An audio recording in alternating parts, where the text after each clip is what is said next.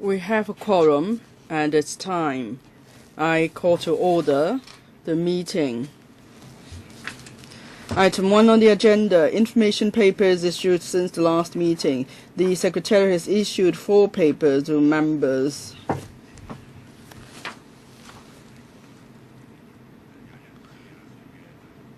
That's submission from No Gamble 21 Alliance. They asked us to have a discussion on the issue.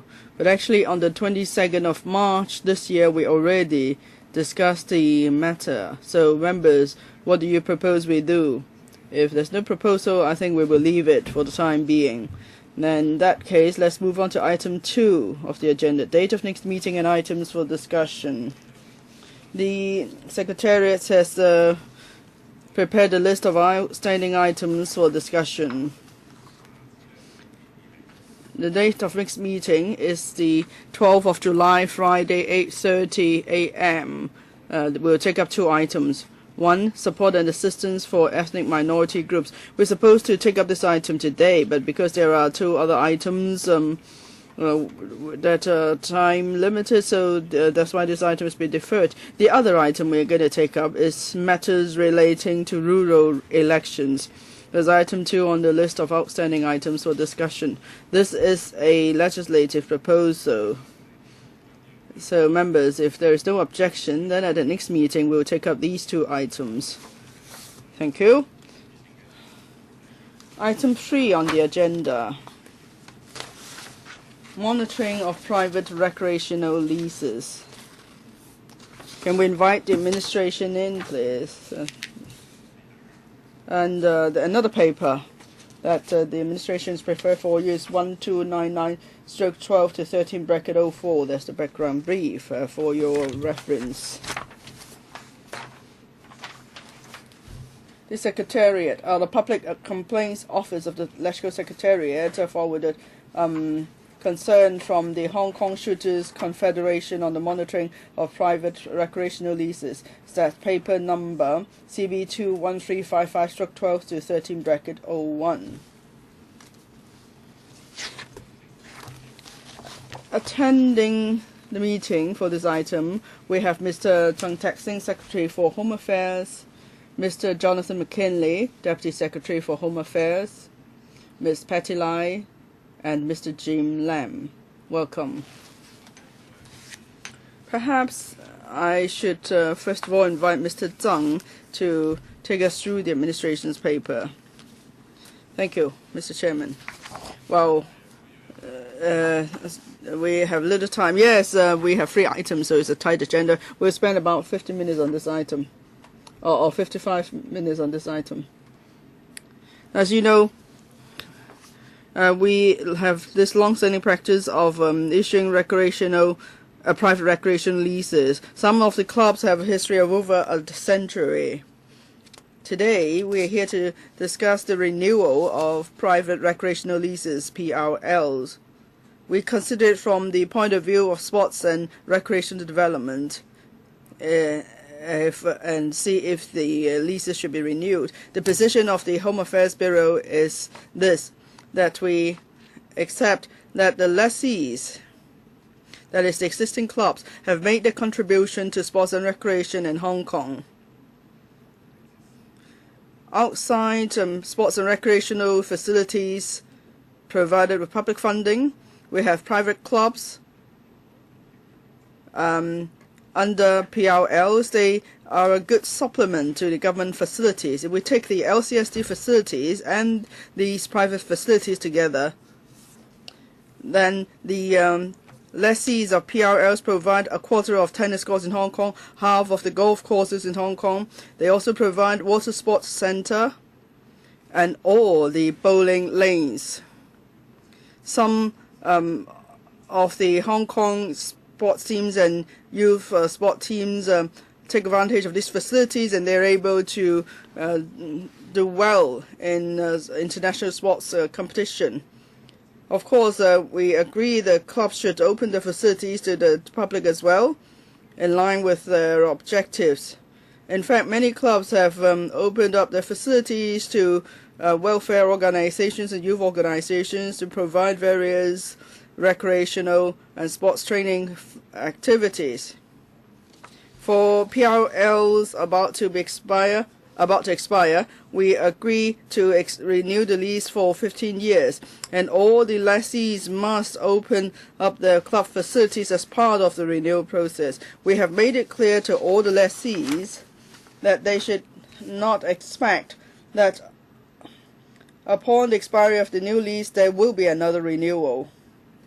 And even if there's going to be a renewal, the conditions may not be the same, or the terms of the renewal may not be the same as before. So there may be major change to the policy, and we have given ample notice. From the point of view of Home Affairs Bureau, we support sports and recreational development in Hong Kong, so therefore we support the renewal of the PRLs, because then that will provide us with the necessary facilities. Now, if there are people of the view that land on which these clubs are situated should be used for other development purposes, of course such rules could be put forward in the review exercise, and the administration would definitely consider all reasonable proposals. Now, we propose that in the lease we give appropriate notice to the lessees, and we propose to include this clause that if we give appropriate notice, then we could withdraw the lease. And actually, on that ground, two leases were not renewed. So the review of the leases would not affect the long-term planning of land development on these sites. Now, upon the we are going to start a comprehensive review of the PRLs, and in considering the way forward, we will take into account all relevant factors. I and my team are happy to listen to members' views and answer questions now. Thank you. Can I have an indication who wish to ask questions, and then I'll decide on the speaking time limit. Mr. Wong Kwok-hing, Mr. Wu Chi-wai, Dr. Kenneth Chan, Professor Kenneth Chan, Mr. Leung Chi-chung, Mr. Chair Wei Chun, and Ms. Ann Chan, and myself. So 7 of us altogether. 4 minutes each then. Mr. Wong Kwok-hing.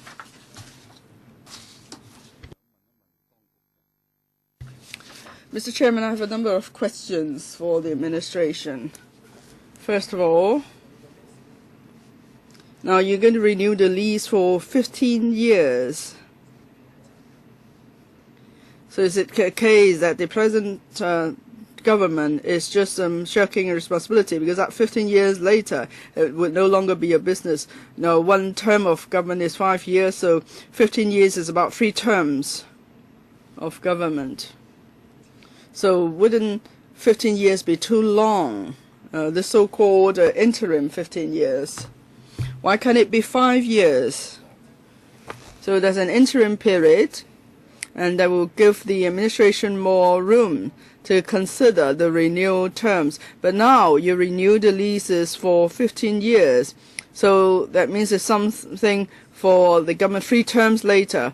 We won't even know what's going to happen next year, and this term of government won't know what's going to happen for the next term of government. So 15 years, wouldn't that be excessively long? That's my first question. Second question.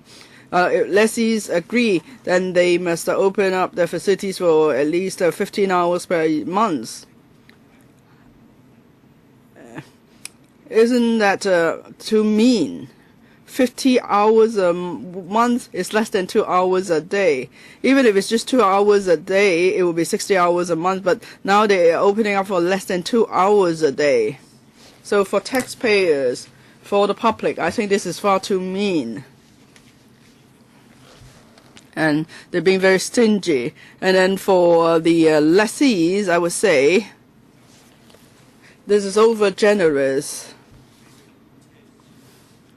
So they allow this luxury to take up public land resources for their own purposes. 2 questions for the Secretary. Thank you, Mr. Wong. About the hours for opening up the facilities, I will ask my colleague to respond. For the 15-year renewal, actually, in the past, these leases have been renewed for 15 years every time. So we're just following the same practice. For this present government, we have no intention to pass the buck to the government 3 terms later. As I mentioned, after we've completed the renewal process, we will embark upon a comprehensive review. So within this term of government, we're going to start a comprehensive review. And there will be ample time. Let's say if there is ample room, let's say if the land is needed for other purposes, in the lease there's a clause to say that we could serve a notice and then we could take the land back for other purposes. Chairman, you said the lease is for 15, renewal is for 15 years. That means within these 15 years, the administration has given the land to them on behalf of the taxpayers and the people of Hong Kong. There's no room at all. Mr. Chairman, Mr. Wong's interpretation is incorrect. As I mentioned clearly, in the lease there is a term to say that if it's for public interest that's used for another purpose for the land, the government could take the land back.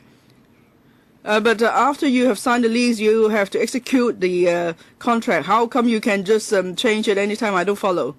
Well, in the lease, there is this term, this clause to say that if the government could withdraw the land anytime. But you can't. But after you've signed the lease, you can't say you can change anything unilaterally, can you? Time is up. Next, Mr. Wu Chi-wai. I found the Secretary's reply quite strange. In the paper, it says, for new renewals, the lessee should not expect that after 15 years there will be an automatic renewal. So it's true that on the lease, the government at any time can take back the land for public interest. So nothing has changed in essence. I just find it strange that you sign a renewal for 15 years. This is too long. So shouldn't the renewal be shorter? Just to make things easier for the government. My second question is, in fact, for clarification's sake. In the past, the renewal did not last for 15 years. It's a practice after the handover. Before the handover, the renewals may last for 100 years up to the handover date, but there are some others before the handover that the renewals lasted for 10 years only. And there were reviews every 10 years. It's only after the handover that there's this practice of a 15-year renewal. So you cannot say this is an established practice, Secretary. Third point. For the management of the renewal of the PRL, what's the role of the HAB? For example, Clearwater Bay Club. The club was rented out for wedding ceremony. Is a breach of the terms and conditions. How come the club was not penalized? For breach of terms of conditions, under what circumstances will the lessee be penalized? Secretary. Mr. Wu is wrong. That is, there were 5-year renewal or shorter renewal is just wrong. The 15-year renewal is our practice all along. And at the beginning, before that, the renewal was even longer. For the club Mr. Wu just mentioned, and whether the club breached any conditions, that there were accusations against this non-profit-making organization for breaching the terms, I understand that the Lands Department is conducting an inquiry into that. I'll defer to my colleague for a reply. Thank you. Having received complaints, the Lands Department will see whether the complaint is established, whether there was a breach of condition. And if so, we'll ask the lessee to rectify the situation.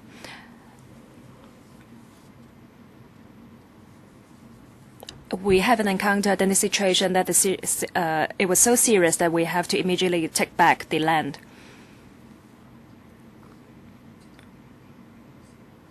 For all these private clubs, how many of them have breached the terms and conditions? What actions were taken? Any warning letters issued? I want to have these information.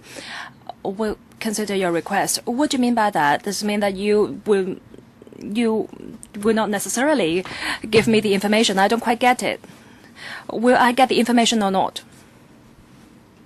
Mr. Wu, can you already gave us a letter, or we'll give you a reply. Time's up for you, Mr. Wu. Next, Dr. Kenneth Chen. Thank you, Chair. The administration should keep up with time. The administration keeps saying that it has to go for land reclamation and use caverns because you lack land. So land is a precious resources, and you have the responsibility as a gatekeeper to maintain public interest. For the 15-year renewal, the Secretary says is a practice, is an established practice. And in the paper, it also mentions that a 3-year renewal is too short. How come you do not consider a 5-year, 7-year renewal? Have you considered setting down the period between 3 and 15 years? I don't quite understand your practice. I don't think the members of the public understand it either. Right to know is important. I'm sure the Secretary agrees with me. And the administration negotiates with the private clubs in signing the leases. Why don't you review all the terms and conditions of the leases, say upload the information online, so members of the public can see what is it that's good about the practice, what's bad. And the administration says that it will see whether the opening up scheme is maintained. Mr. Wu asked for information about any breaches. And the administration's reply is evasive. You are not being most transparent, most open in this regard.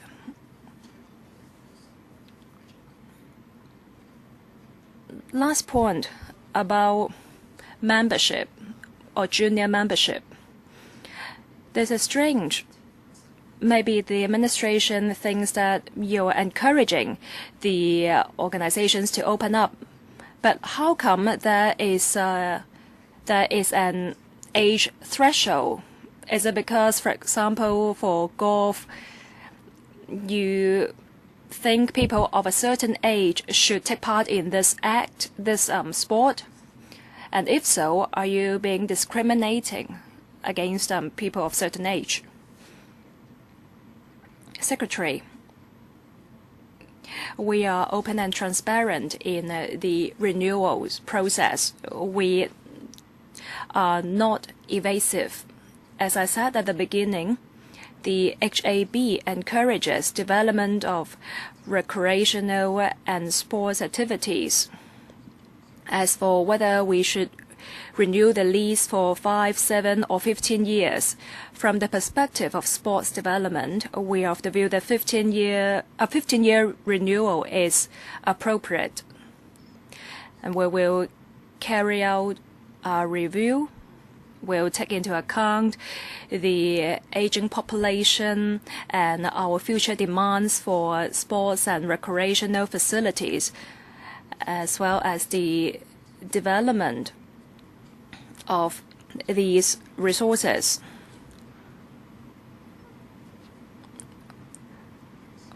we also monitor the clubs as to whether they will open up the facilities. Will you make the leases transparent so that members of the public can monitor the situation?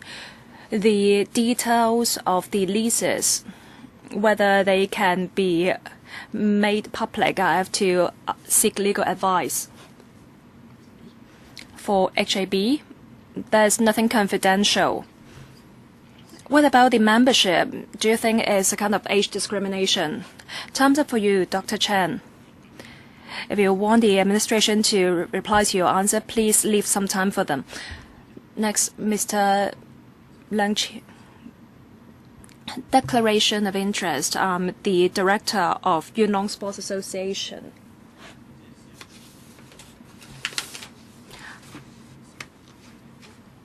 For new policies concerning PRLs, first of all, I have to say I support the 15-year renewals. For the operators, they have to put in large investment. Say, for example, the Sports Association put in $120 million as investment. If you do not renew the lease for so long, then I don't think people would like to take up the lease. Now, there are points for concern.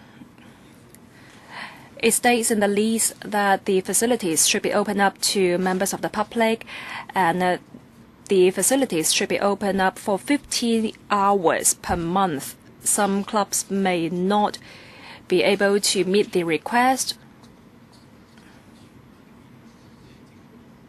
Members of the public can complain against the clubs, but how can they lodge a complaint?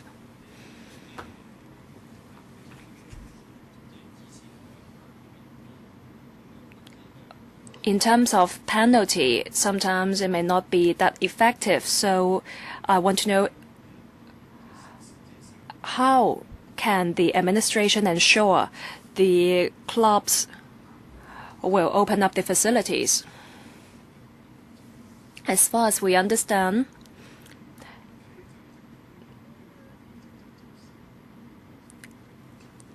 we haven't received any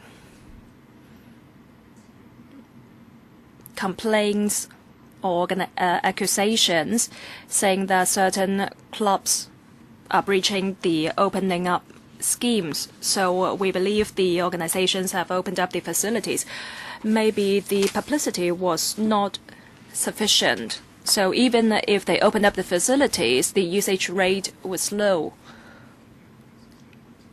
There is a paper that stipulates that opening up the facilities is part of the terms and conditions for a renewal. If the term is breached, the Lands Department can revoke the lease if it's too serious. Have you considered conducting any decoy operation to see if they really open up the facilities? Secretary, you said maybe due to insufficient publicity, members of the public did not know, or they do not know that they can use the facilities.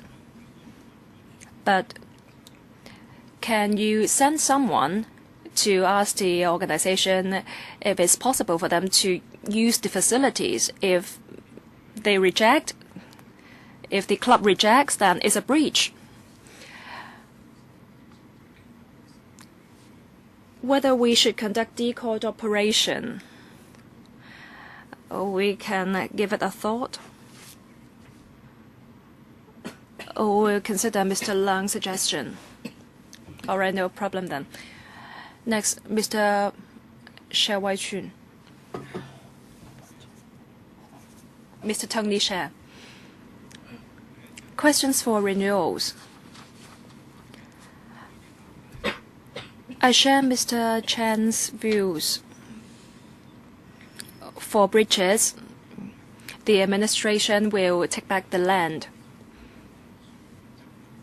But it takes a lot of time and legal proceedings may be involved. So will the administration consider setting up a group to receive complaints and also to communicate with the lessees. Is it possible for you to set down some penalties?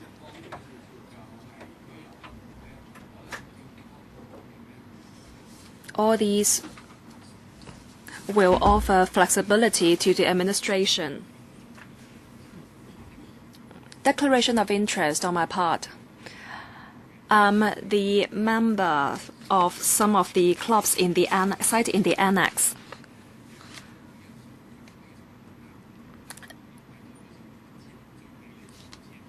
Different factors are considered when a lease is renewed for 15 years.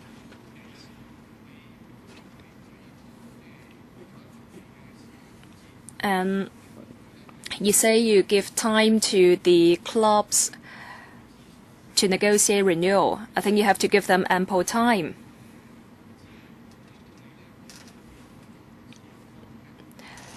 Otherwise, they will not be willing to invest so much in the facilities.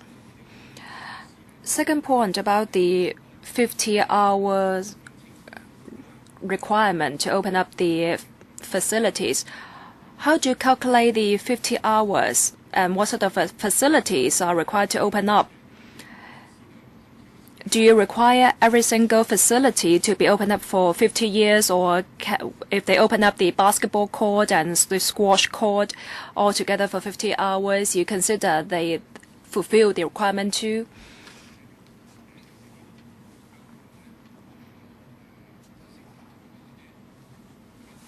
For junior membership, how effective is it?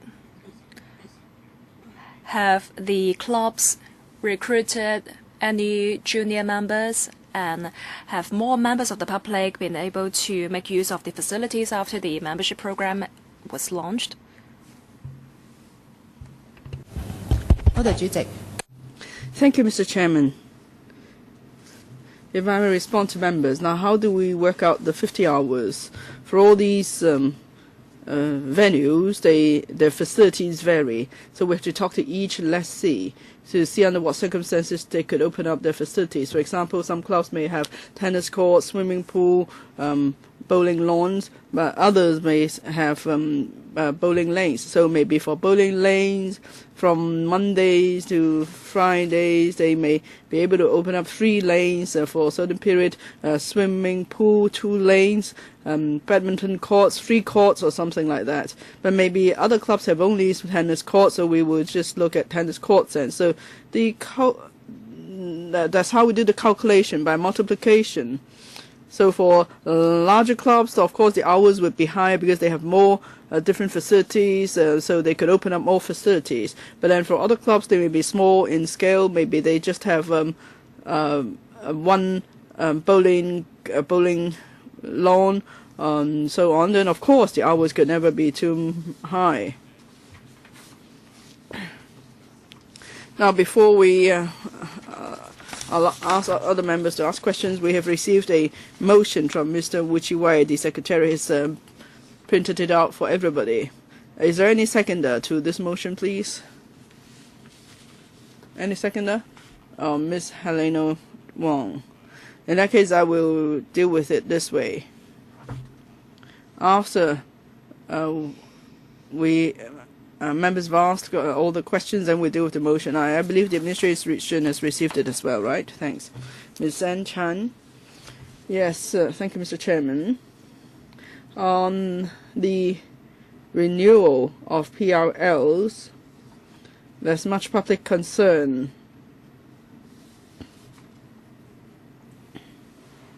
From what I understand,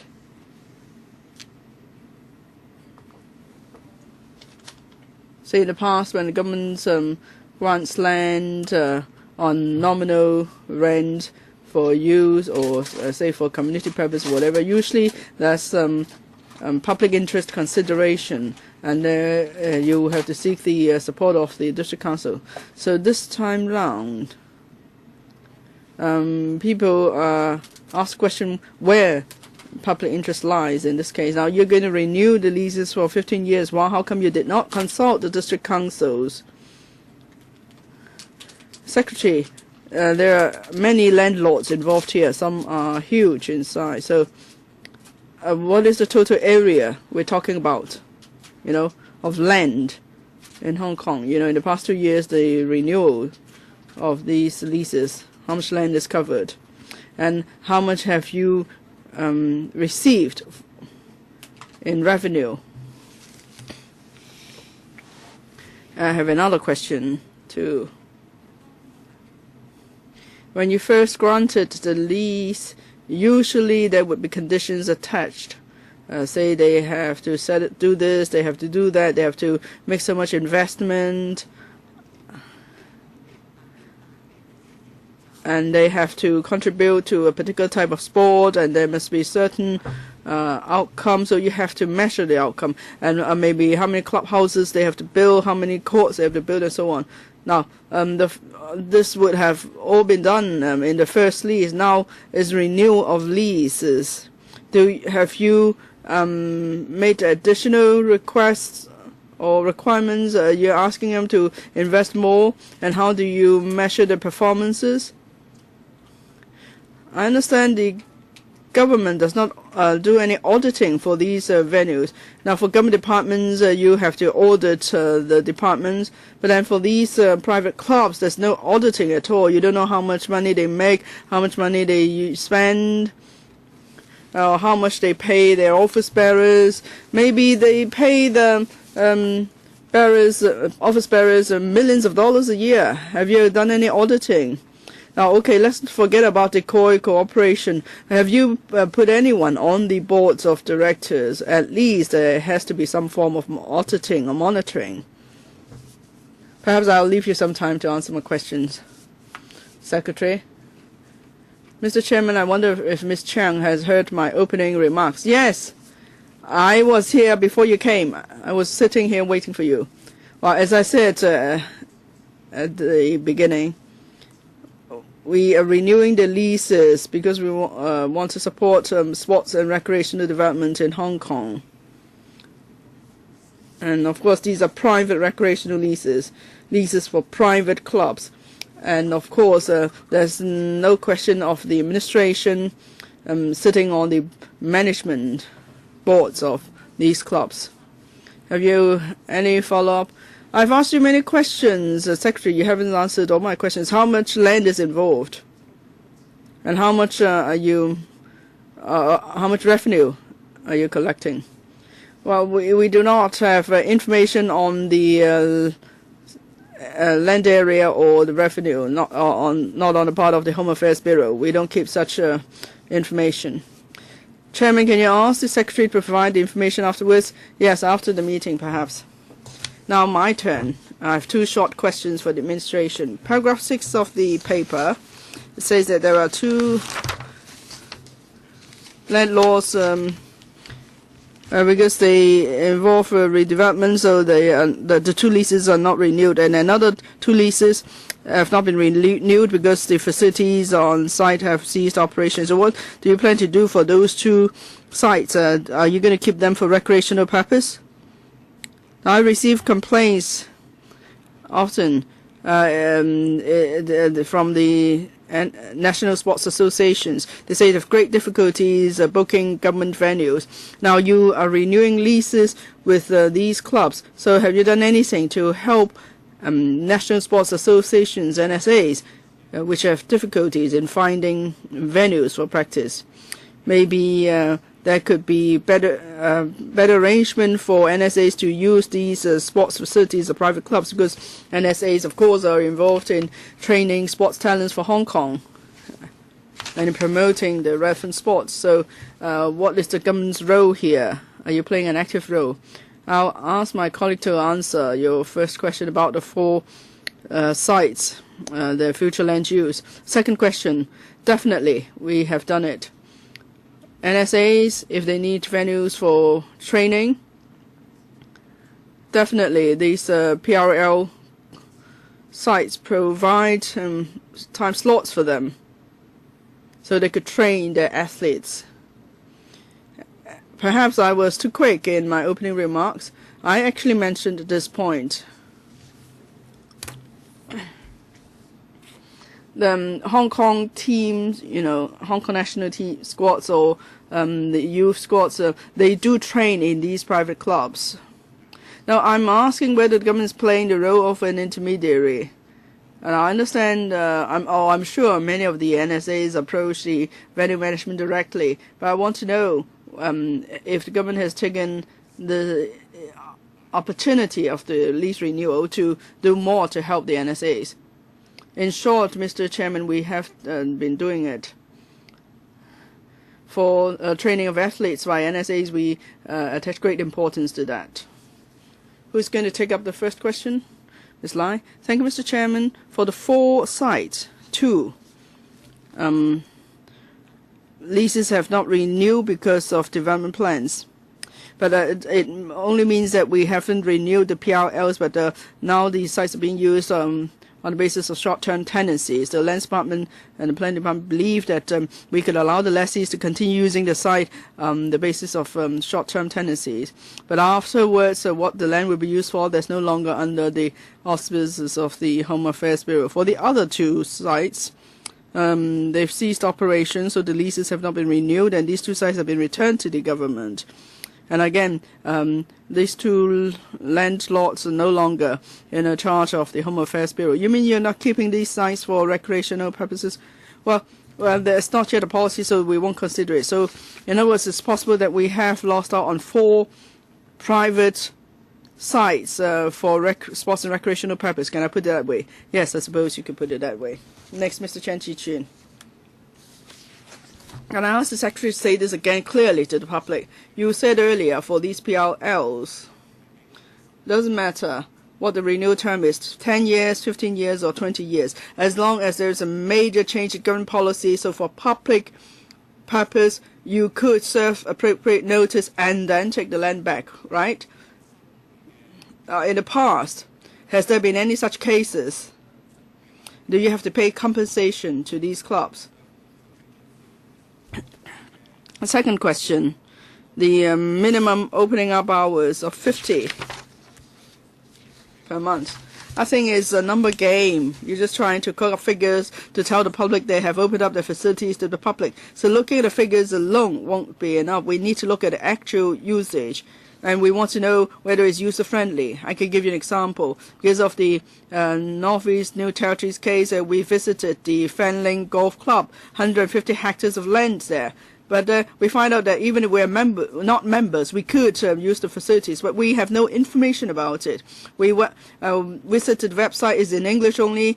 Still, there's no mention in the website how the public could make use of the facilities. And the opening hours, of course, have to be the worst, when it's the hottest, when tycoons will be playing golf.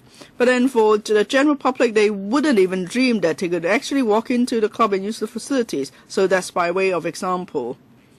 Now, if the clubs do not open up the facilities in a proper manner, or if they do not comply with the requirement, what sort of measures there are warnings issued?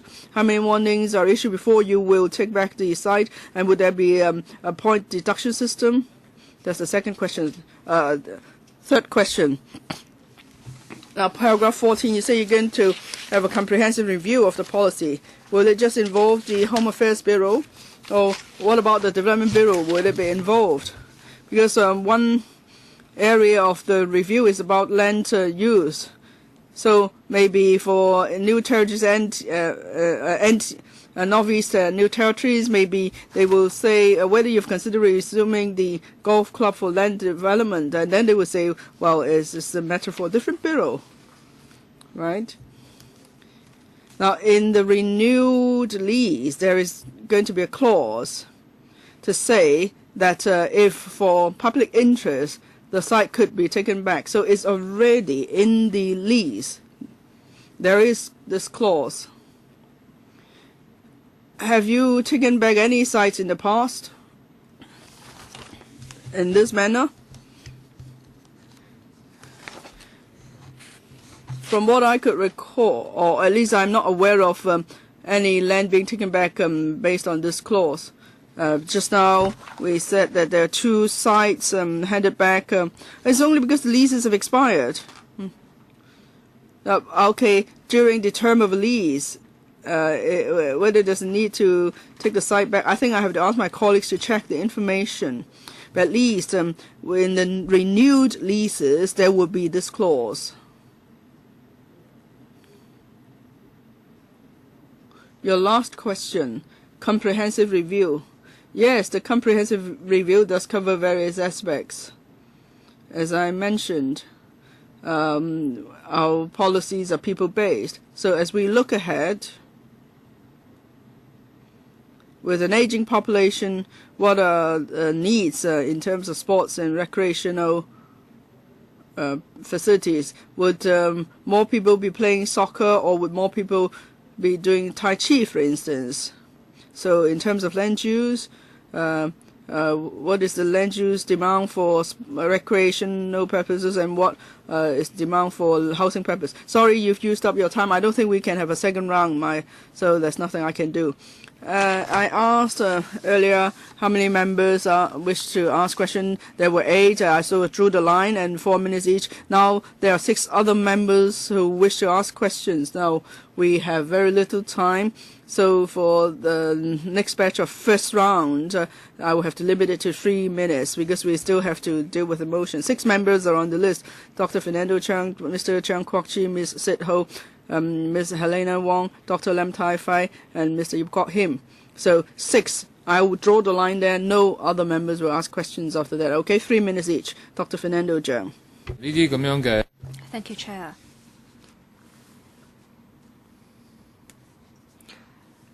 The private clubs are occupying public land, and these clubs have to pay rent, but that's just 3% of the rates. Just 3%. Extremely low. So these clubs, they pay such a low rate when they make use of public land. They should be acting in public interest. But it's very regrettable that for many years, even though the clubs claim they open up facilities, even though the government asked them to open up the facilities, it's just a number game. Our bowling lane can be opened up for several hours a day, and they are deemed as having fulfilled the requirement. In NENT, villagers are driven out of their villages. Tens of thousands of people are driven out of their homes. Several weeks ago, we visited Nganchimwai village. The government actually worked with developers in driving villagers away, saying that they need land for development. On the other hand, we have so many private clubs occupying public land. The government is very generous to these clubs. 50-odd PRLs whose leases expired within a year, that is in 2011 and 2012. The Secretary says that there will be a review only after the renewal of this batch. The government is not doing its job properly. If you really mean to have a review, how come you do not do it before the renewal? How come you only sign the renewal for 15 years before you embark on the review? This is not logical. So my question is, when will the review complete? And what will you do after the review? The government is being unfair here. You are being so generous to the rich people in the private clubs, whereas when faced with residents and villagers in the rural area, you are so mean, you drive them away. Next, Mr. Chun Kwok-chu. Chairman, I have several questions. Firstly, there are comments, criticism saying that the land is actually given to the private clubs. Has the administration asked the audit commission to conduct any auditing to see whether these organizations make profit out of the land? In 2011, 12, and 13, the leases will be renewed. On the other hand, the administration says that there will be a review on the renewal. If you have the will to conduct a review, the renewal should not last for 15 years, but rather should last for several years. And in the interim, you conduct review. On the other hand, I don't understand why you have to conduct a review after the 15-year renewals. So I want to know when the review start and end, and how will it be conducted? Can the general public take part in the review? Secretary, your reply, please. The review will start after the renewal of this batch. That is the end of this year. We can't rush the review.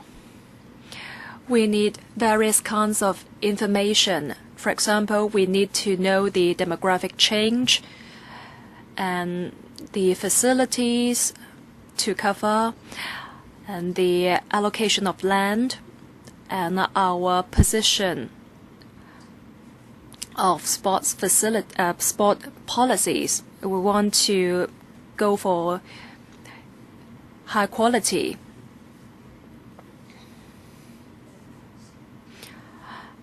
And from time to time, I hear from members of the public talking about swimming pools. Chairman, can the general public take part in the review? Yes. What about the timetable? When will it end? I can't say when it will end now, but we try to complete the review within this term. We can't rush it because we have to collect data of various kinds. I'm not asking you to rush it. The renewal stands for 15 years, and say if the review lasts for 3 years, what will happen in the rest of the term? Ms. Sit-ho, I agree that the objective should be the club's contribution to sports. For South China Sports, the football club, the lot is in the city center, so lots of members of the public can make use of their facilities. But for some others, they charge high membership fees and the usage rate is low. It seems that sometimes people mix these two groups of clubs together. The general public make use of community halls and other facilities, and they still have to pay fees. Whereas on the other hand, there are these PRL sites for use. It's fair to the public. The secretary mentioned there's no information at hand about the clubs. Can I ask for information after the meeting, to be supplied after the meeting, about the rent the clubs are paying and how much facilities are open? Say, for example, the South China Athletic Club Association.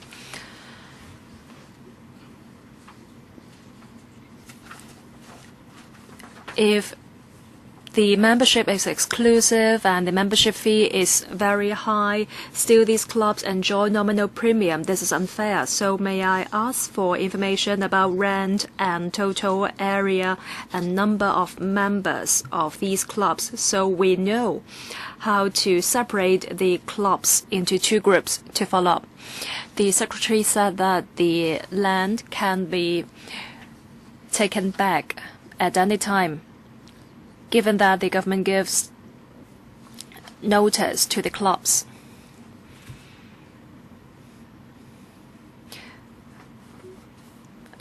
We hope this practice is effective. If you resume the land, how long will the notice period, and who determines there is a need to resume the land? Dr. Chung said there are some villages being resumed, and the villagers are driven away. What we're talking about here is land for recreational activities. You don't have to reply because you only have several seconds left. Notice period, 12 months, a short one for you. Reminder to members, if you use up the time, you don't leave room for the administration to give you a reply. That's why I asked the administration to supply the information after the meeting. Dr. Helena Wong. Thank you, Chair. On the one hand, the government frantically seeks land. You resume small plots, and even the plot for Li Wai Li College and Baptist U. On the other hand, there are large sites, say for example for Clearwater Bay Club, and you just renew their lease for 15 years. Is it the case that the government ignores the right to have a flat of grassroots people, of middle-class people, and being generous to wealthy people? The Democratic Party is not targeting against all the renewals. Secretary, you have heard that we are not satisfied. What we are not satisfied is this blanket practice. You disregard the membership size, the usage rate, and just renew the leases for 15 years. That's way too long. You say that in the past the leases were renewed for 15 years, but now we have reunited with the motherland, so you should not adopt the mindset of the colonial government. In renewing the leases for 15 years, the lessees expect the leases to be renewed for 15 years.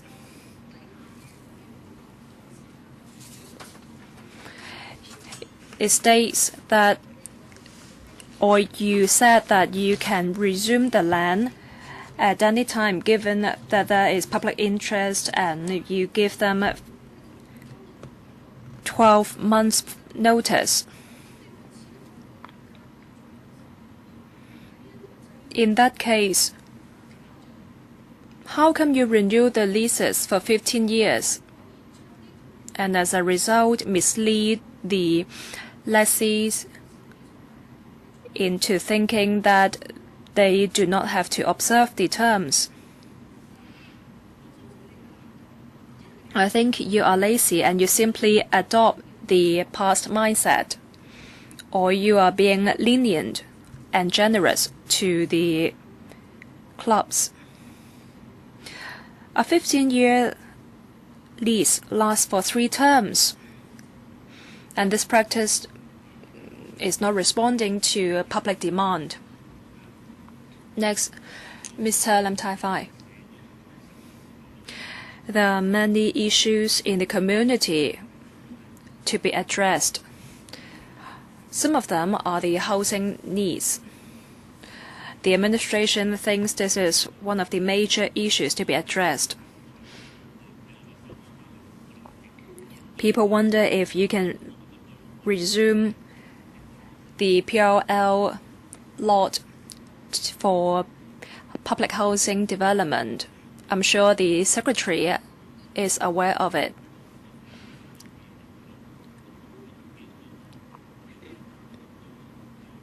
If you do not do a good job in relation to the PLL renewals, you will subject to criticism. Simply asking the clubs to open up the facilities cannot tell us how many members of the public enjoy the facilities.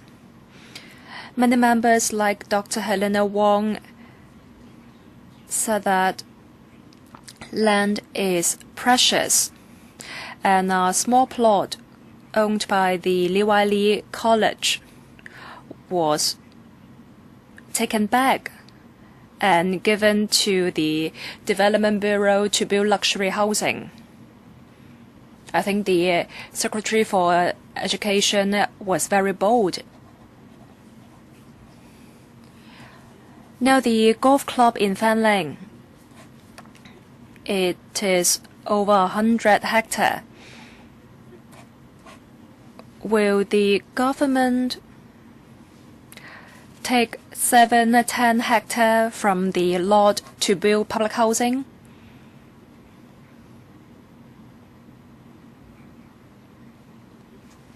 So, will the Secretary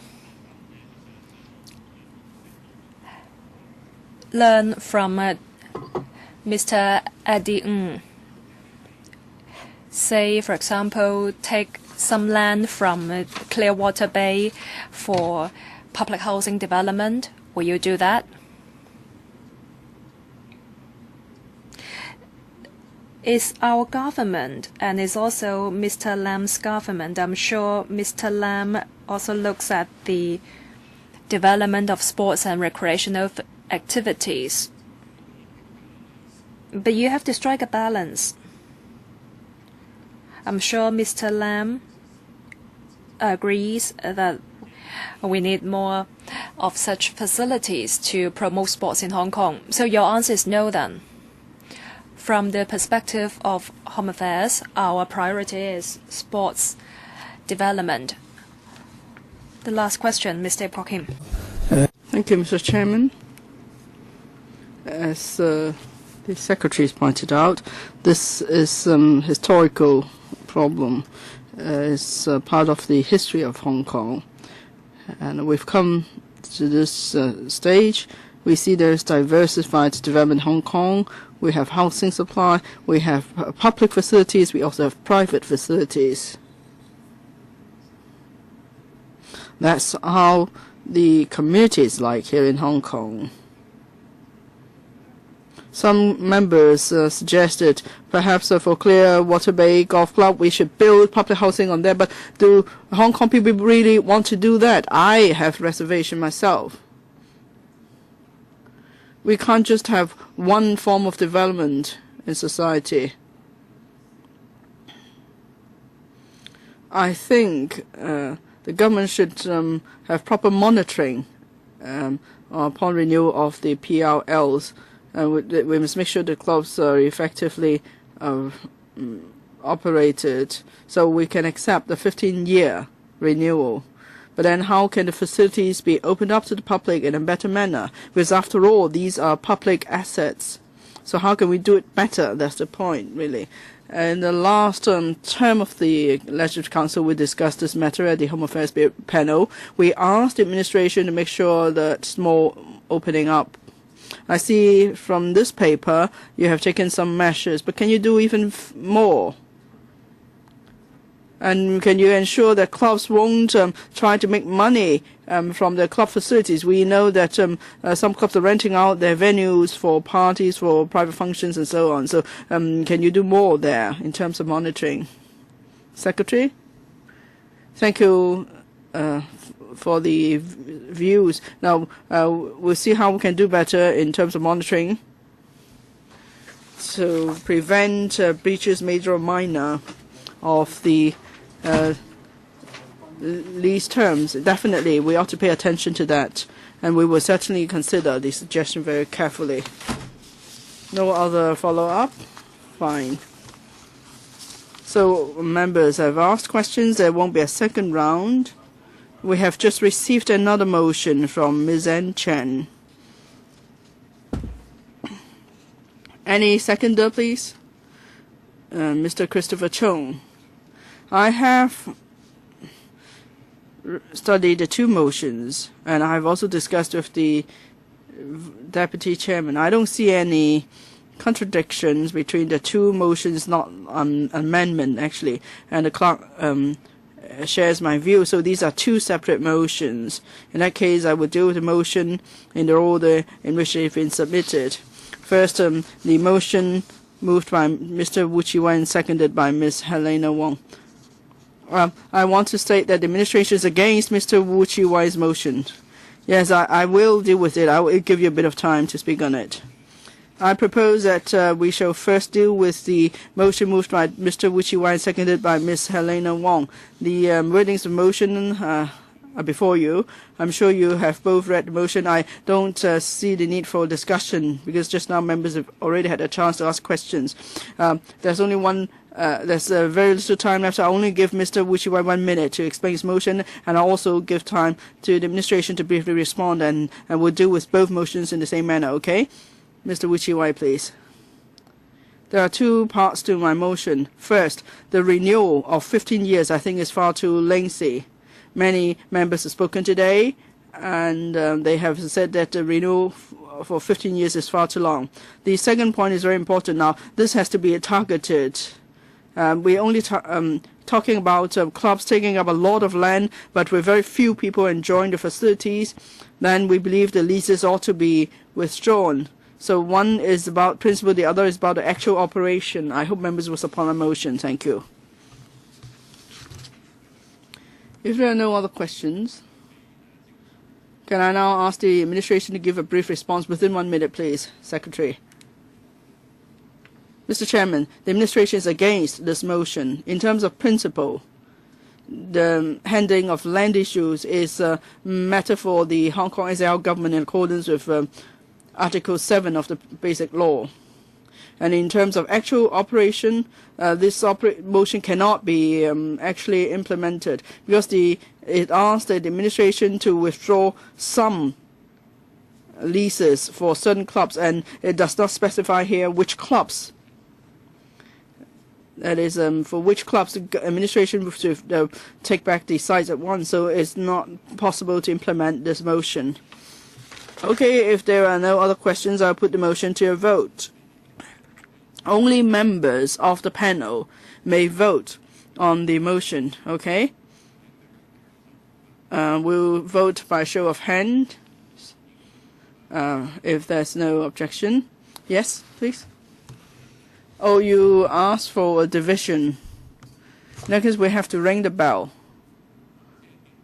Oh, okay. You just want to note you want it to be a named ballot. Okay, then there's no need to ring the division bell. Those in favor of the motion, hands up, please.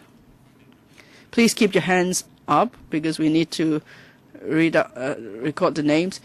Wu Chi-wai, Helena Wong, Yip Kin Yun, Sit Ho, Wong Kwok-hing, Zhang Kwok-chi, Chen Chi-chun. Oh, okay. That's in favor of the motion. Those against the motion, hands up, please. Please keep your hand still. Christopher CHUNG and Chang, Stephen Ho, Lam Tai Fai,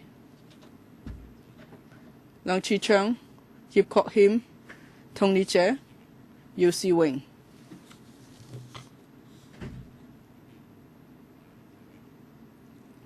Yip Kwok-hing, Tony Che, Yu Si Wing. Abstention, any please? Claudia Mo and Kenneth Chen.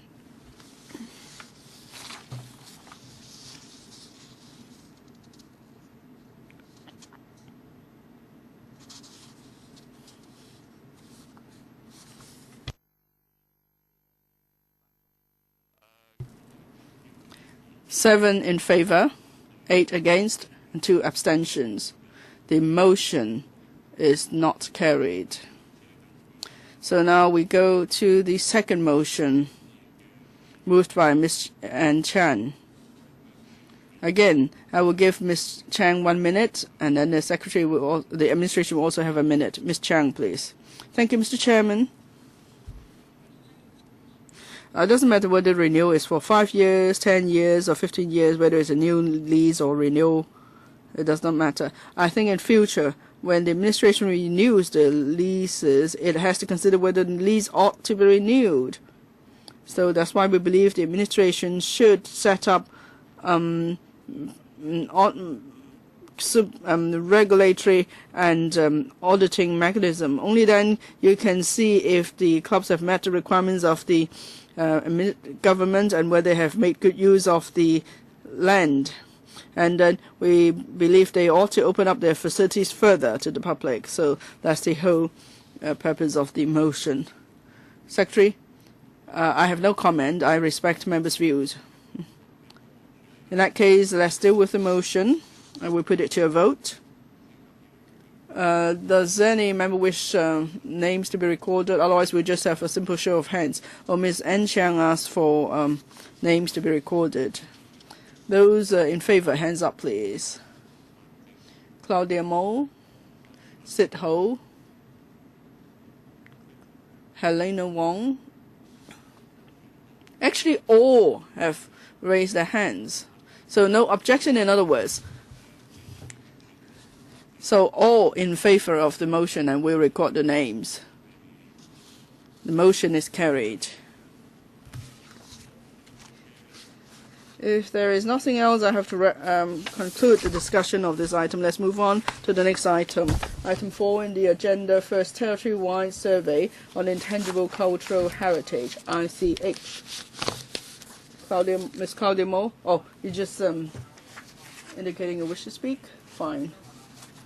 First, let's invite the revenue officials. Apart from Mr. Zhang, the Secretary, we have Mrs. Betty Fung, Director of Leisure and Cultural Services, and Dr. Louis Ng, Assistant Director of Leisure and Cultural Services. We also have Ms. Wong Kwok-hing, Principal Assistant Secretary for Home Affairs. And from the South China Research Center of the Hong Kong University of Science, we have Professor Liu Tik-seng. Secretary, please take us through the paper. Yes, very briefly, Mr. Chairman. After 3 years of hard work, the South China Research Center of the Hong Kong University of Science, the team led by Professor Liu, has done extensive research into over 800 items. And the Relevant Advisory Committee, the ICH Advisory Committee, has also considered the study findings. And now we've come up with a list of hundreds of items. On the draft list, we're going to embark upon a public consultation for 4 months. We'll be collecting views from the public. And then the views will be forwarded to the ICH Advisory Committee for consideration. And then the administration will decide on the first list of important intangible cultural heritage in Hong Kong. This will be an important list of our cultural heritage assets. We will then formulate measures to better protect such a heritage, and also we will consider ways to expand our research effort. Taking this opportunity, I would like to extend our heartfelt gratitude to Professor Liu and his team of the South China Research Center of the Hong Kong University of Science for embarking upon this very difficult exercise. Now, the governor has worked very closely with the team, and now we are able to complete a draft list. So we have already made some achievement at this stage, and it's important progress in the area of conservation of intangible cultural heritage. I ask the members and the public to support our work in conserving ICH. Thank you. Okay, questions and answers now. How many members would like to ask questions, please? Please raise your hands. I'll read out the list. Claudia Mo, Wong Kwok-hing, Kenneth Chen, Christopher CHUNG, Leung Chi-chung, Fung-kwok, Chen Chi-chun, Yip Kin Yun, Lam Tai-fai. That's all? Is that right? We only have 40 minutes for this item. I think I could only give each member 3 minutes. Miss Claudia Moore. Question and answers 3 minutes, okay? Yes, can I ask the administration this? The candlelight vigil at the Victoria Park every year on the 4th of June, would you list that as intangible cultural heritage as well? Because the feature is that something that gives a sense of identity continuity to the local residents. It is in line with human rights and so international human rights instruments and so on. So for this scene, you know, the candlelight vigil, how many signatures do you need from the people of Hong Kong before you would include it in the list of ICH? Secretary, I'll invite Professor Liu to explain in a moment.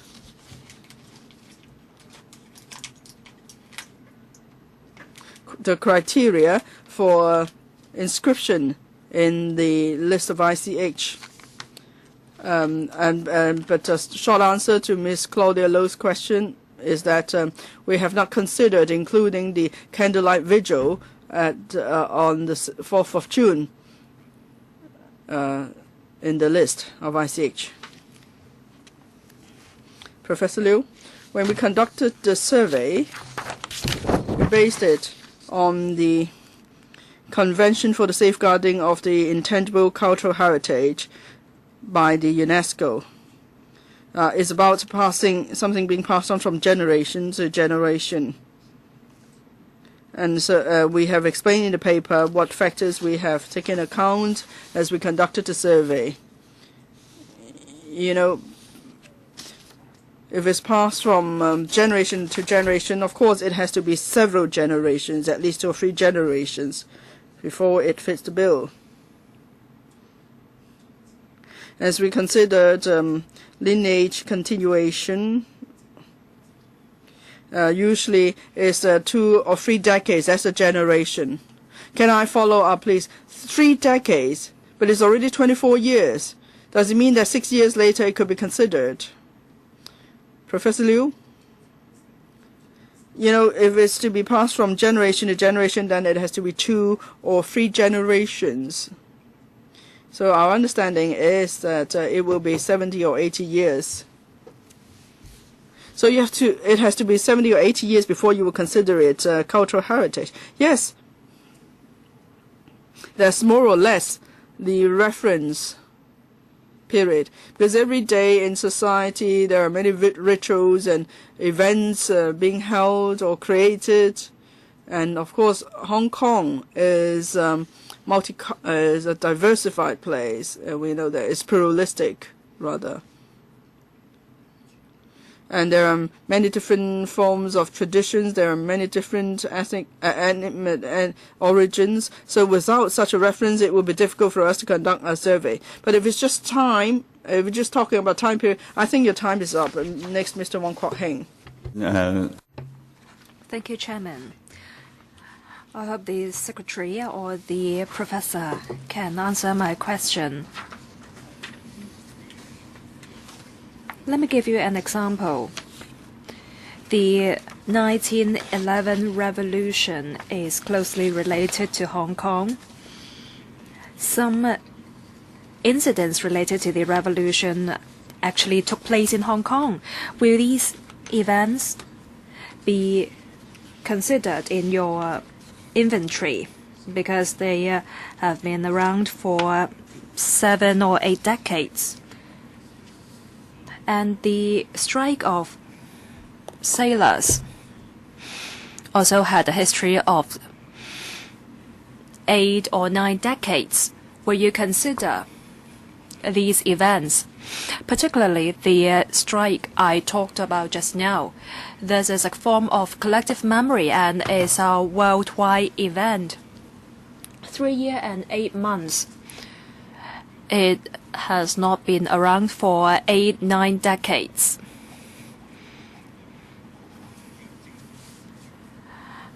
However, There is an exhibition related to this at the Coastal Defense Museum. These events are close to Hong Kong people's hearts. And lots of soldiers sacrificed their lives during these events. So will all these events be listed as a kind of ICH? Professor, please, or as the administration? Thank you, Mr. Wong. The 1911 revolution and the other events you cited are closely related to Hong Kong. But some historic events are actually something we can see. For example, some tombs. And some of these materials are already exhibited in museums for ICH. Intangible cultural heritage is defined as oral traditions, expressions, performing arts, social practices, craftsmanship, etc., as listed in paragraph 4 of the paper. And the examples Mr. Wong gave are something different, but still we will conserve them. They will be exhibited in museums and other relevant locations. Chairman, follow up. Some are intangible. For example, the strike I talked about and the seafarer strike. Time's up for you, Mr. Wong. Any second round, Chairman? You can queue up. Dr. Kenneth Chan. Thank you, Chairman. And thank you, Professor. It's a wonderful inventory. I don't know if members understand all the items in the inventory, but it's very extensive. Now, my concern is not just about the inventory, because it's just the first stage of our work. The administration will follow up on the items in the inventory, and the inventory list can be amended. There will be additions or deletions. So I hope the administration can let us know the mechanism for this exercise. There are so many items in the inventory. How can you promote these items? How can you consolidate information you collected? You haven't told us about what you're going to do and about the mechanism you're going to adapt. There are 1,400 items you looked at, and you started the survey in 2009. And still, this is not the end of the story. The professor said these ICH pass on from generation to generation. If you don't follow up at a quick pace, I'm worried that some items in the inventory may not be around by the time you complete a survey. Secretary, as Dr. Chen says, there is a need to amend the inventory. This is what we're going to do in the next stage.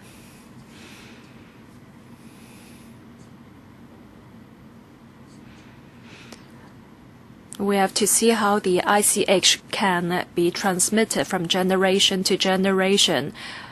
This itself involves many resources, and different ICH is to be preserved in different manners. So we have to work as a whole, and we also need the cooperation of the large co, because we need resources for our work.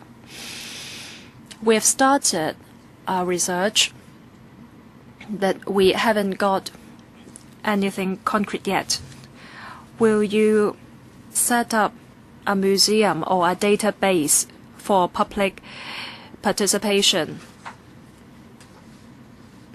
Mr. Wong talked about history. The examples he gave are about historic events. What about ICH? The survey is just the first stage, our first step. There will be the Heritage Museum will follow up on the items listed.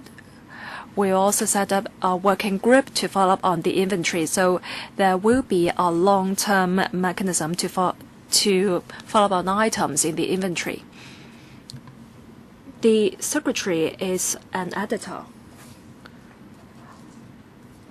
Hok Fung and Hai Fung and Hok Lo dialect are listed in the inventory.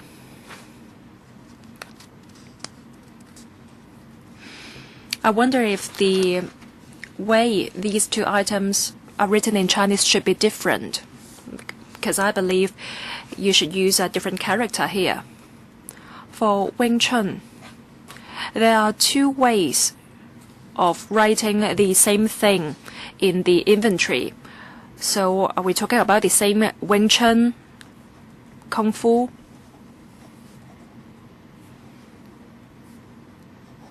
And is Wang Fei Hong the hero here?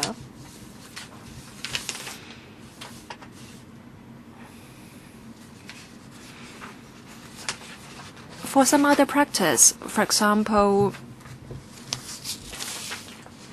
the practice under the canal flyover, shouldn't that be in the inventory? Practices of Taoist should these practices be preserved too?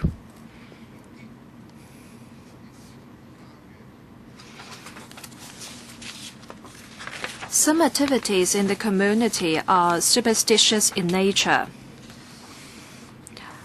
I've seen people chopping their own neck when performing these practices.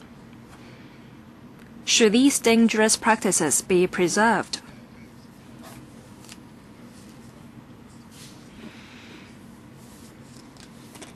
And in Samoping, there were people who walked on burning coals, and they were not hurt after walking on the burning coals.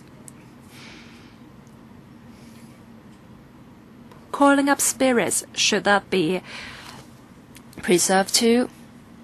Another example is quite sensitive. The ceremony of joining a triad society, should that be preserved? And if so, are we preserving something illegal?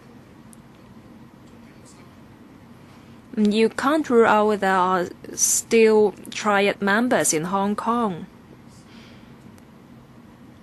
Their ceremony, is it a kind of practice too? Sorry, no time for you to reply, Mr. Liu, Professor Liu. Next, Mr. Leung. The inventory is very comprehensive. Some items, I thought I was familiar with them. After reading the inventory, I know a lot more. But I think there are some practices missed out from the inventory. Professor, have you heard about songs in indigenous village? It's not in the inventory. The songs you mentioned, the White House songs, will be added to the inventory. What about the food produced by Hakka people? It's a kind of soup mixed with flour. You can try in Wang Tai Shan.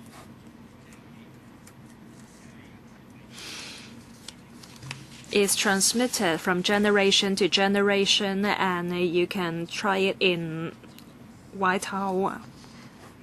It's a kind of festive food. So these are my suggestions. Professor Liu, any response from you? Can I ask the member to give us a hand? We want to include White House songs. We know some old people in the New Territories know how to sing it.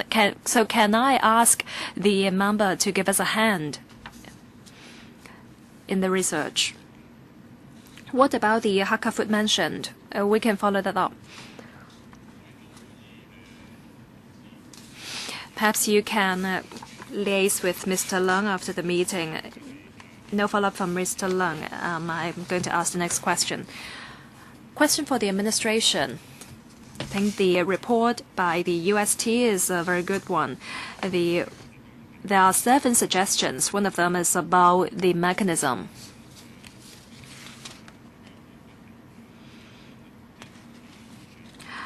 And Dr. Kenneth Chen mentioned this mechanism. He asked you about that. I don't think your answer was comprehensive. So I want to know more about the mechanism. And how will the administration take on board the suggestions by the working group, for example, setting up a fund and to have a comprehensive policy and to create a cultural atmosphere to appreciate the ICH? Are there any policies that the government will take up to implement these suggestions?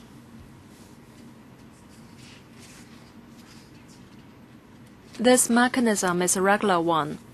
It will not come to an end after the survey. In early July, there will be our 4-month consultation. So Mr. Leung and other members of the public can give us further suggestions to the inventory.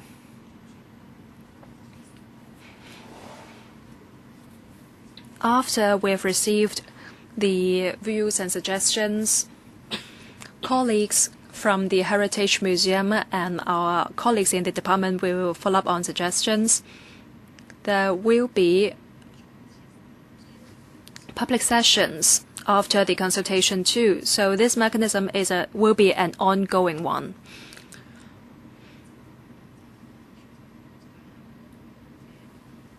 The Fire Dragon Dance in Tai Hang is a kind of ICH bearer. So we have bearers in Hong Kong.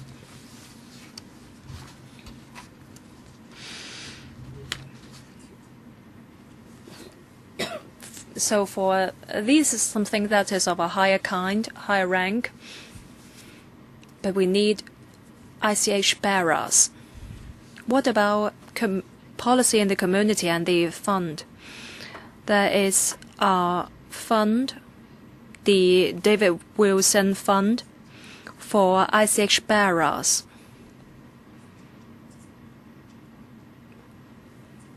$700,000 have been applied by a certain group for the purpose. And if necessary, I'm sure the administration will see if there are other means to rally more resources for the purpose. Mr. Chen Chi-chun, I'm quite concerned about the villain hitting practice as mentioned by Dr. Chung. Is in 3.16 actually. The villain hitting practice is in 3.16 of the inventory. And it's not restricted to 1 day only. You should single out the villain hitting practice instead of putting it down under a certain item only. There is a list of follow-up items. For example, the opening up of cover of the Guan Yin. How come these are only the follow-up items instead of being in the inventory? Will there be a limit to the inventory? We don't want the ICH to vanish. Say if we have 1,000 of ICH and you don't have any policies to preserve them, they may vanish. there will not be any limit on the inventory. We conduct research and survey to see how many ICH we have in Hong Kong. At present, we have 477. But we set priority for those that are on the verge of vanishing. We will have policies for conservation.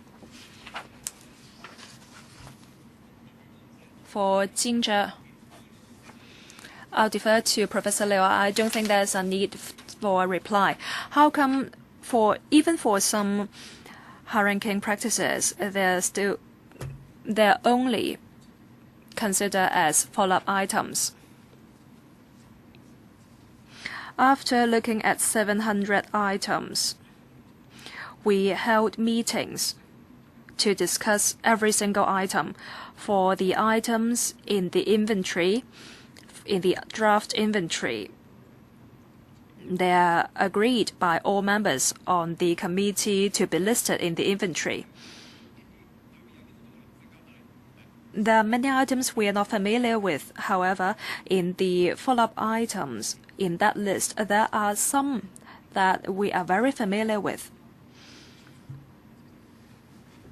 Some bearers turned down our interview, so we do not know more about the items, and some claim the ICH is a kind of commercial secret, so we can't follow that up. So it's not the case that we're not going to put the items on a waiting list to the inventory. Mr. Kim Yun.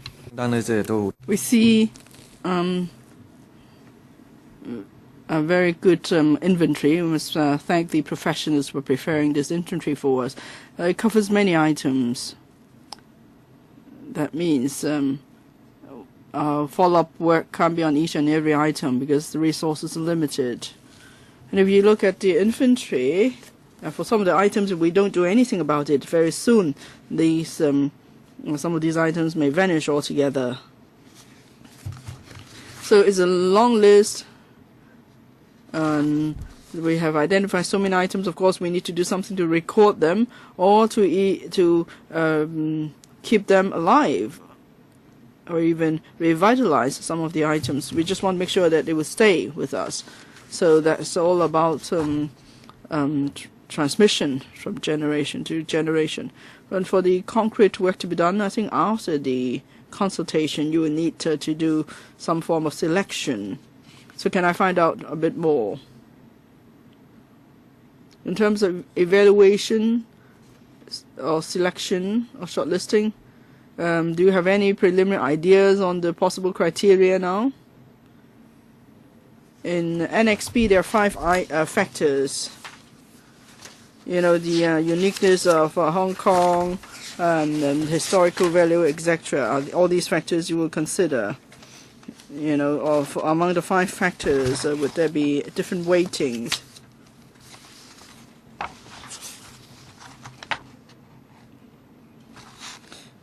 Professor Liu, yes, that's Dr. Well, that's actually one of our important tasks. After we have finalized the inventory, we have to do assessment. For all these 477 items, actually, they have passed the threshold. The ICH Advisory Committee will then have discussion after the public consultation. Of the 5 factors Mr. Yip mentioned is, yes, we did talk about it, but maybe there are some factors carry more weight than others, so we have to consider it. So we have to look at the different weighting, and then we have to formulate the priorities on that basis. And then we have to see whether we're going to come up with a representative list, and when we come to that stage, we will definitely consult you, everybody. Next, Dr. Lam Tai Fai. Professor Liu, when the committee formulates the list, definitely is going to miss out something.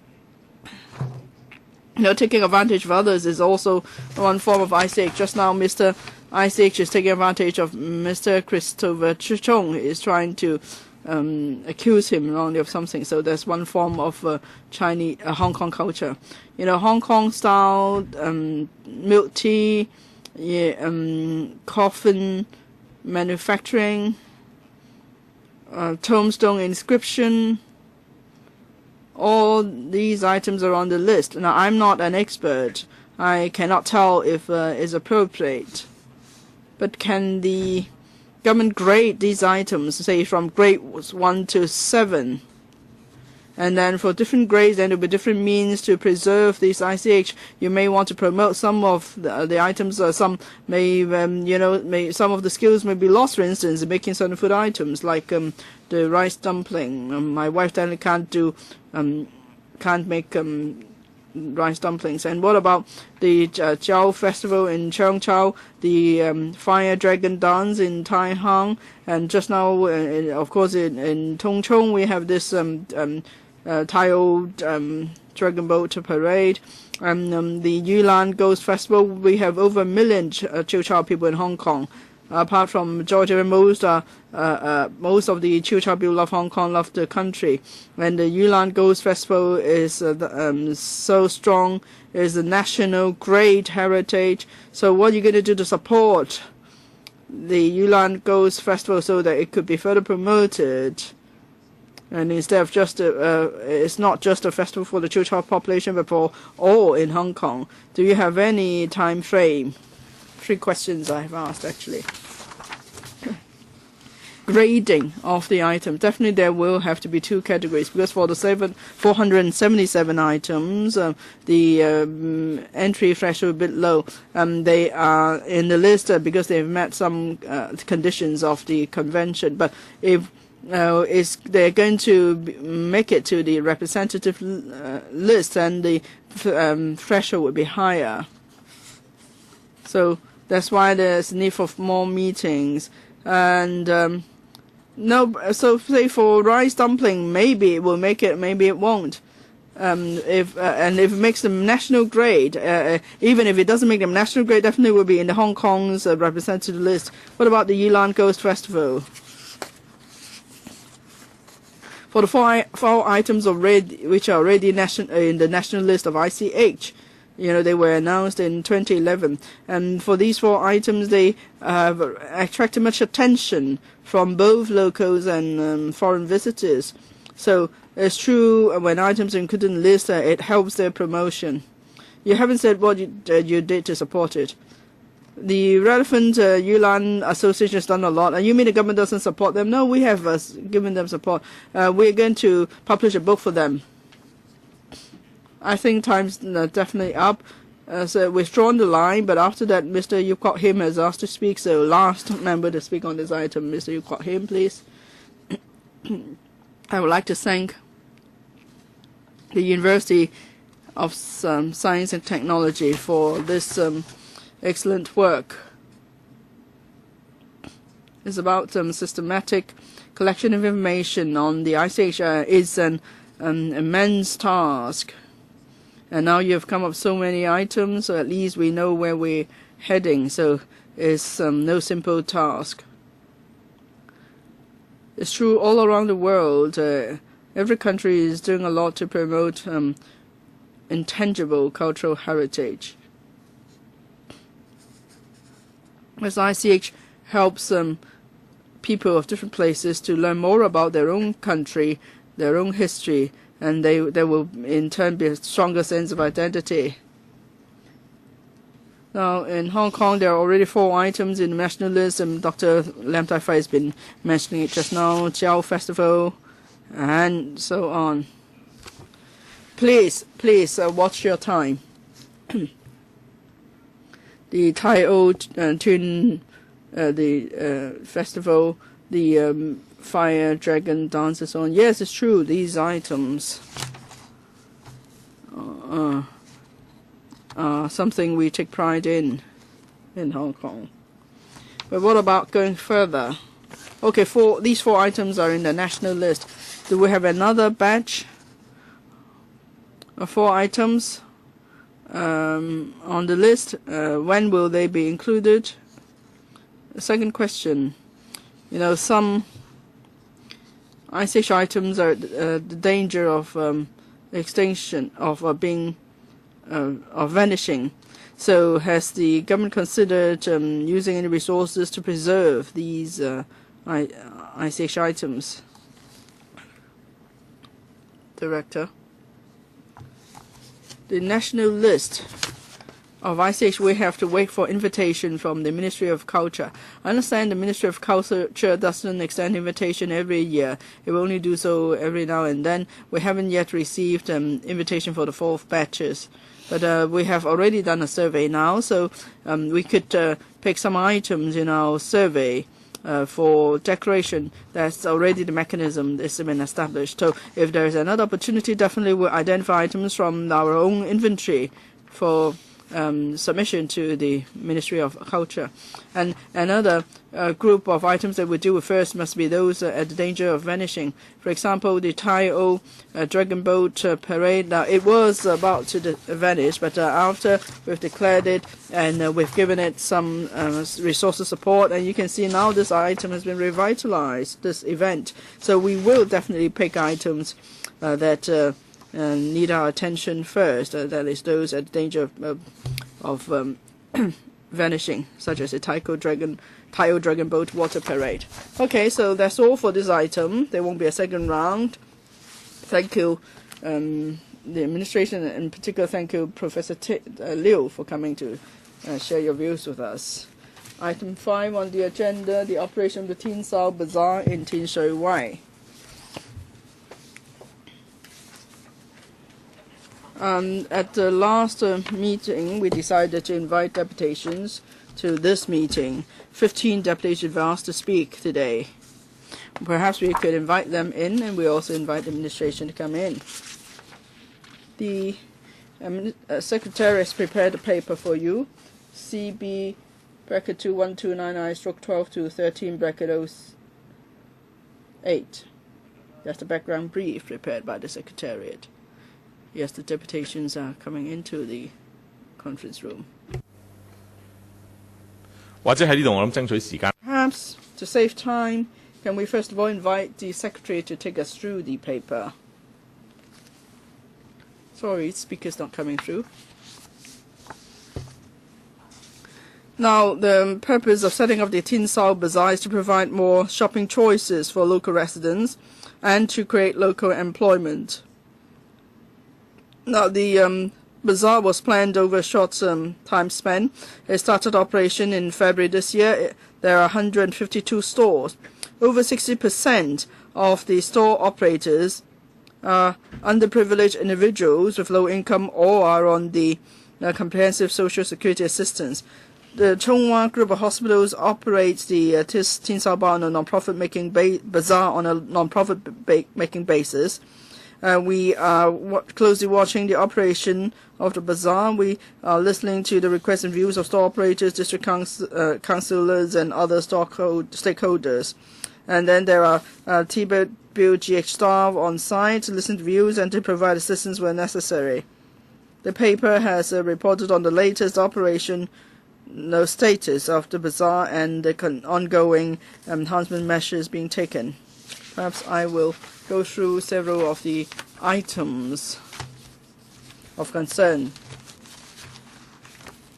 First, the drainage facilities have been improved. In April 2012, the Drainage Service Department and the Architectural Service Department worked together to install additional service channel and drainage hose. The works have been the first stage of the work has been completed. The next stage should be completed by July. And second is that there should be more entry points to Tin Sao Bazaar. So on the side of the Tin Sao Road Park, we are considering the possibility of providing another entrance.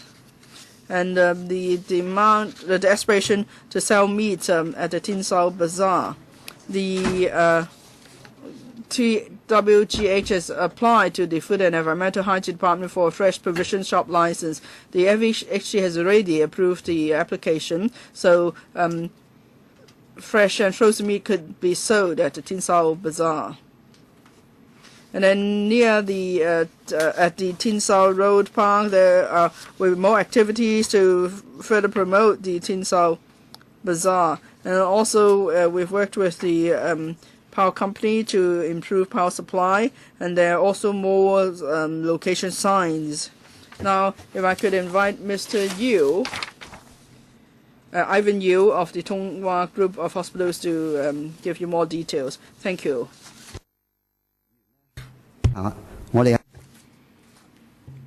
In terms of improvement on hardware,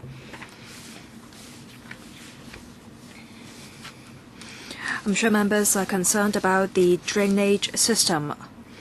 In Tin Sao Hui, in April, we put in an extra 30 drainage holes, and the first phase was completed in May. Second and third phases will be completed in July. I'm sure that will be completed before July, actually. We have started works this month. After the improvement works, we believe the drainage issue will not become a problem. Last month, when the black rainstorm signal was hoisted, there was no flooding. We are now applying for resources to increase the rent waiver to up to 2 months. For business suspension, for the dust problem,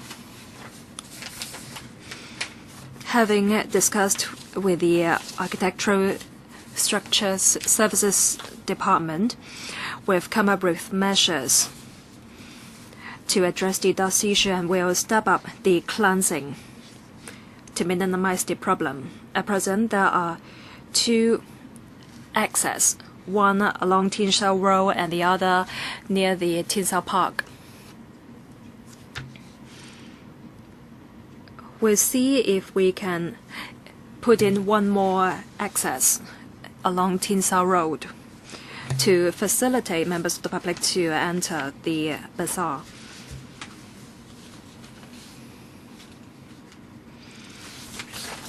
For coverage,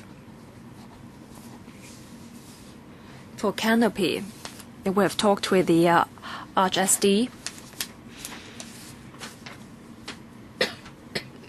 We have put in sun umbrellas to enhance shading. We'll also put in place smaller sun umbrellas for small stores on the edge of the bazaar.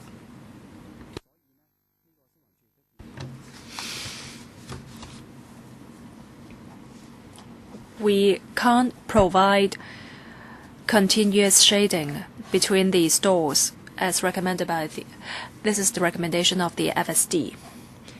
To enhance air ventilation, we may install fans, but some stores are object to that because that may create obstacle to their operation. So we'll consider this proposal further.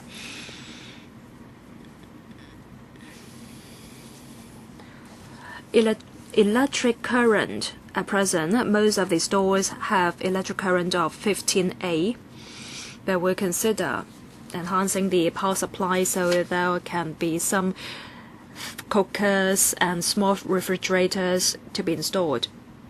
We hope we can supply electric current to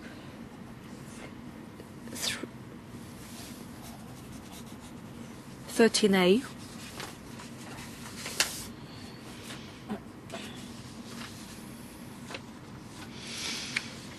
We want to open up the bazaar every day a week to attract more people to do grocery. So we apply for a fresh provision shop license from FEHD.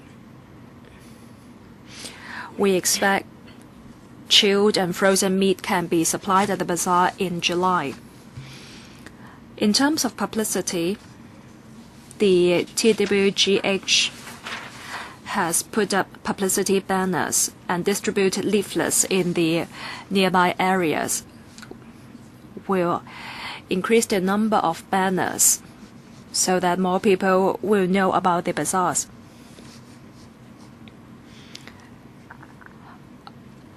There are directional signs at the West Rail and Light Rail stations to attract people to the bazaar. After the drainage works will launch promotional activities. In July, there will be adverts on the bus bodywork, and there will be roadshow videos on buses in July and August, so that special goods at the bazaar will be promoted in the community. There will be shopping guides at the entrance of the bazaar, and also some game stores will be set up every Saturday to attract more visitors. In fact, in February, we started a bicycle competition to attract more people. The district office of Yunlong launched the youth festival in bazaar to attract more people. There will also be upcoming events to be held in bazaar. We liaised with local tour groups, tour agencies. In the past 2 months, 20 tours have visited the bazaar. We'll continue with our effort to promote the bazaar to visitors. In July,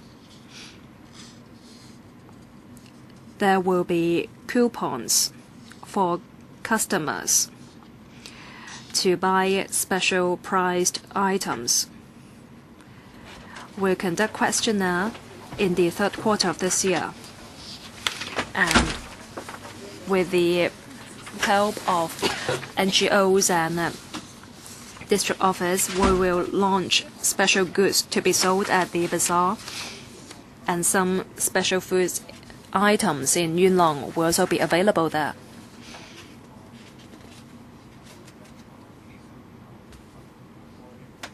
On the other hand, the TWGH provides business skills courses for operators. We actually conducted some in the past 2-3 months. We'll liaise with local farms to identify cheap vegetables to be provided to operators to enhance their competitiveness. The stores are of 40-50 square foot only, so we have to do more in terms of goods conveyance.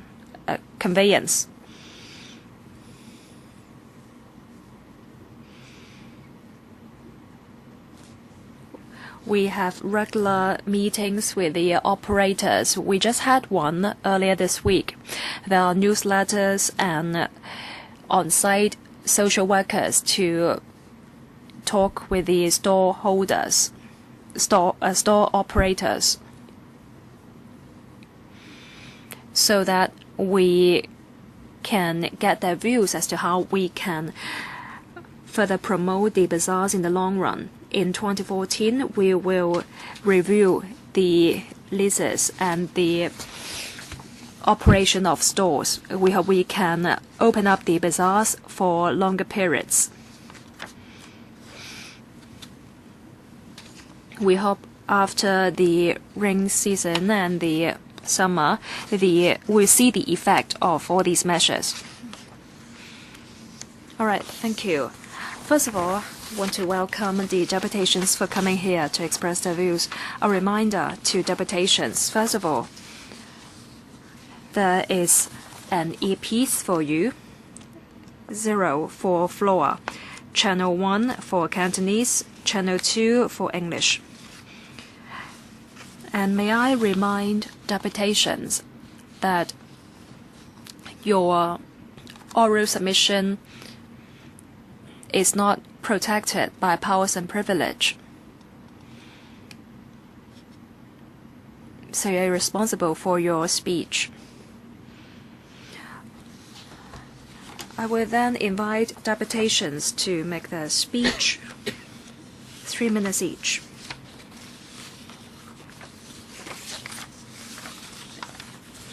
Some of the deputations have submitted their written speech.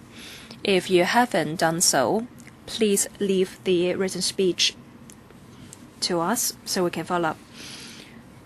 I open the floor for deputations. First of all, Mr. Yu Kwok-wai from Tin Shui Wai Bazaar Concern Group. 3 minutes for you. Thank you, Chairman. Good morning, Secretary and LCSD members.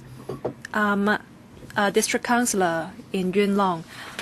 My constituency is in Tin Sao. Today, I represent the Concern Group. The group started since the establishment of the Tin Sao Bazaar. I want to talk about the operation of Tin Sao Bazaar. Lots of store operators are in the public gallery.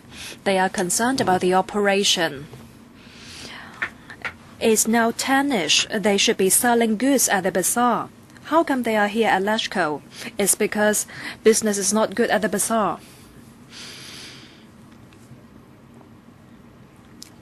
The measures in the paper should be implemented. We have been asking for these measures for a long time.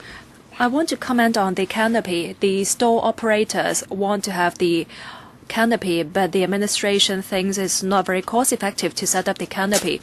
So can the administration follow up on this matter? Access. Earlier on, I visited the bazaar with Ms. Chen Yun-han.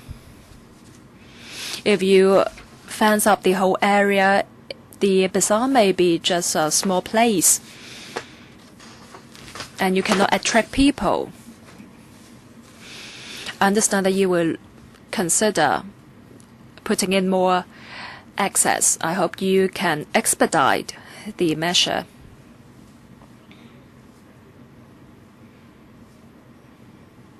I'm a district councillor of the constituency, but I'm speaking on behalf of our group here. There will be an advisory committee. How come the district councillor of the constituency cannot sit in the committee? We're actually working with the operators. We're working for the interest of the operators. We have lots of ideas. The rubber duck is very popular, so if we have something symbolic, representative in the bazaar, it will be effective in attracting people.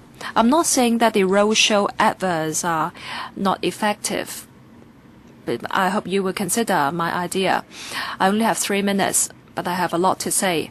Lastly, I want to thank Ms. McMahon for inviting me here. I hope the administration will put in lots of efforts. You can give us written submission for supplement. Next, Ms. Fan from United Hawkers Development Platform. Thank you. Tin Sao Bazaar opens up the chances of developing a bazaar. It's a pity that we don't have a policy to promote local markets. Tin Sao can be the starting point. Sometimes business is not good in Tin Sao Bazaar. Some stores are open, some not. Why? Some hawkers are working full-time, like those in Ablue Street and Fa Yun Street, but some others, they just want to make some money for their families. So they just work as part-timers. In Tin Sao, there is an opening period, but part-time and full-time hawkers are working in the bazaar together. So you find some stores open, some close in the bazaar. To promote local economy, the administration should know what kind of hawkers are operating there. and should know how they operate. Just now, the Tongwa Group mentioned to promote the operation, we need policy for hawker licenses. For example, if hawkers want to sell fresh meats, they have to apply for a license from FEHD. I think the Home Affairs Bureau and the LCSD and the FEHD should work together to promote the bazaar. Next, Ms. I represent the Tin Sao Market storekeepers. I'm here to give 3 points of our views. First, we need a cover.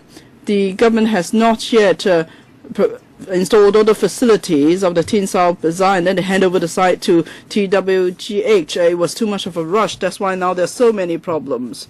For example, we're not sheltered from the elements, and now when there was heavy rain, our goods were spoiled by the rain. And then when the sun is out, it's too hot. So we hope that you could install a cover for Tin Sao Bazaar so we could be sheltered from the elements in rain or in shine. And then people could continue to shop there. Only then you could bring more customers, and store operators are able to do their business. There is only one access point. It's so inconvenient, so it's important that you have to provide more access points. Now people kind of find a way in. Even when you're inside, you can't find a way out. So we must make Tin Sao Bazaar accessible from all corners. Only then would it be easy for store operators to do their business. So we propose that for the bus stop nearby, you should provide an access point. So for people coming to and from work, they could come in and buy food for their dinner, for example. And it has to be convenient for residents. Only then would they come and shop here and bring more people traffic here. Now, there is no policy from the government to help us. We cannot apply for the various licenses to sell meat, cooked food, or other forms of food. So you need to have a policy support for Tin Sao Bazaar. It will be easier for us to run our business instead of like what we do now. It's so difficult to even get a shelter or an additional access point. We have to come to LegCo to put forward our demands. And TWGH has also great difficulties in applying for licenses. So it's difficult even for TWGH. Of course, it's almost impossible for individuals or operators. Without the proper facilities and the support, how could we do business properly there? Thank you. Next. Ms. Kem Shiping from the Tin Sao Market Storekeepers Union. Thank you. Now I want to talk about the cover. Before Dragon Boat Festival, I tried to measure the temperature. It was 40 degrees Celsius. So even with the fan on, it's just hot air coming out of the fan. And my accessories, colors changing, clothes, colors changing. You know, eggs become cooked, and wet food becomes dry food. We have no business. We're all suffering. So storeholders try to help ourselves. We use canvas. We also pull out some canvas. Well, not the same as your filibustering, which sounds like pulling out cloth. But then we're told that it's against the fire services regulations. Everybody tries to tell us it's against the regulation, and TWGH tries to tell us. But we understand what they're doing. But you know, we're really suffering. We don't have a choice. And then there are a lot of arguments among store operators. We also argue with TWGH. I argued with them once too. I cried at the end. It's all because there's not a cover. But then the cover is the lack of a cover is not the problem of TWGH or us. Now, the government, you are giving huge donation to disaster hit areas. Why don't you give more money to help us, local people? You know, without families, there is not a country. You don't even help your own children. How can you go on and help other people's children? So apart from the $10 billion, if it's not enough, put a lot more money. Try to provide a cover there. We're not asking for something grand, but at least for the main passageway, there is some form of cover so that people are sheltered from the elements. And you just need to give the money and TWGH will come up with something. You could be donating hundreds of millions of dollars to others. Why can't you give us another $10 million or so? I know TWGH has put in great effort. Mr. Tin does come often to talk to us and try to work out together what solutions there are. So he's trying very hard to help us. But then whenever we apply for something, this department says no, that department says no, we hit the wall everywhere. It's just a small bazaar. How come there are so many obstacles? If it's about people's livelihood, how come you don't put in effort to resolve such an issue? Why come we face so many problems? So the problem does not rest with TWGH or the store operators. It rests with the government. Electricity supply is still not enough, Mr. Yu. Next, Ms. Fung-kwok from the Tin Sao Concern Group. Sorry, I'm not very expressive.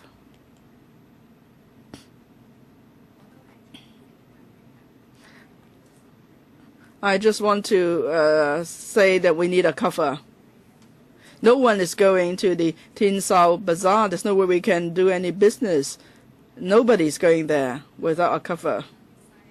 And then when the sun is out, it's a problem. When there is raining, it's a problem.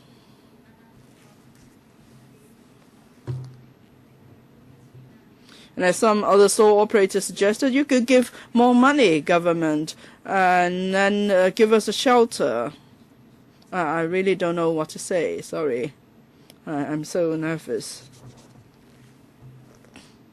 Maybe you take over. Let me speak for her.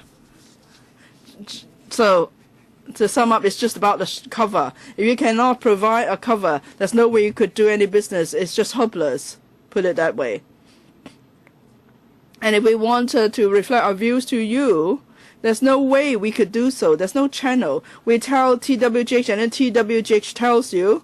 But then often you say, no, this cannot be done, that cannot be done, or we have to wait. So we are waiting forever.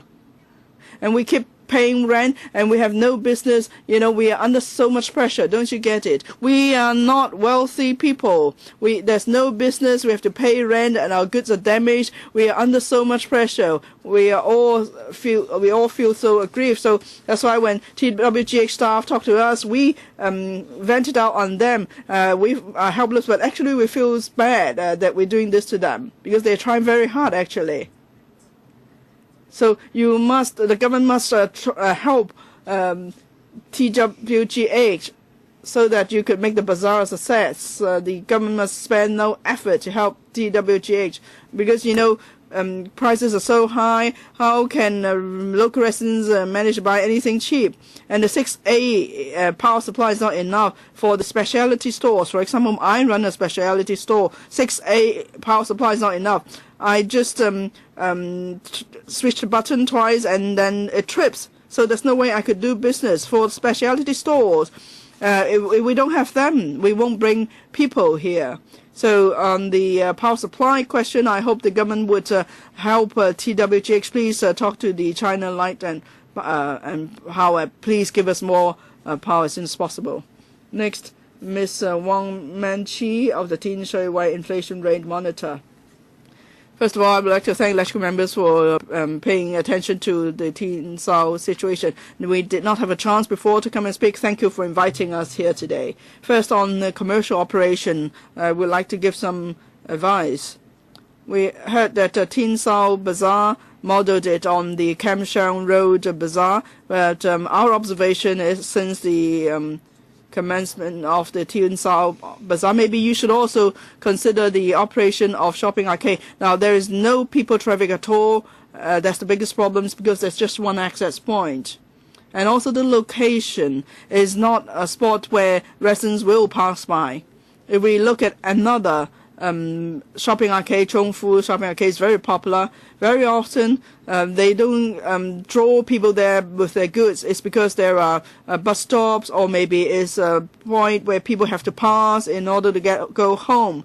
So for Tin Sao Bazaar, can you create such a condition? Make it a route that residents will have to pass through to get home, and then you will bring people to the bazaar.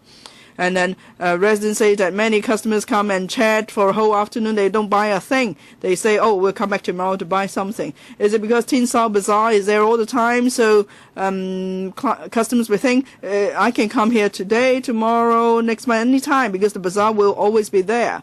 But then for shopping arcades, they may do seasonal promotion every few months. For example, that rubber duck, can you do something similar? Perhaps during a particular period, you could do something like this and bring people to the bazaar so they will come and visit and shop. And for the Tin Sao Bazaar, many residents mentioned the inadequate facilities. Now, in the identifying the location, have you ever expected so many problems with this bazaar? Have you ever done any assessment before you picked this site, and what were the solutions proposed?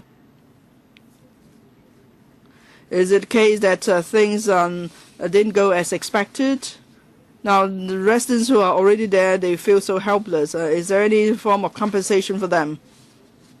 And bazaars, we know there are many departments involved, the Leisure and Cultural Services Department, the Lands Department, the Drainage Services Department, many other departments may be involved. We just rely on TWGH to liaise with different departments. It would be very difficult. So what about bazaar policy? And then under that policy, different departments could be coordinated. Can I ask, which department takes the lead in Tin Sao Bazaar, and what level officials gives the instructions? Is it the case that all government departments are doing the best to support the Tin Sao Bazaar? Next, Ms. Chen Lai Na.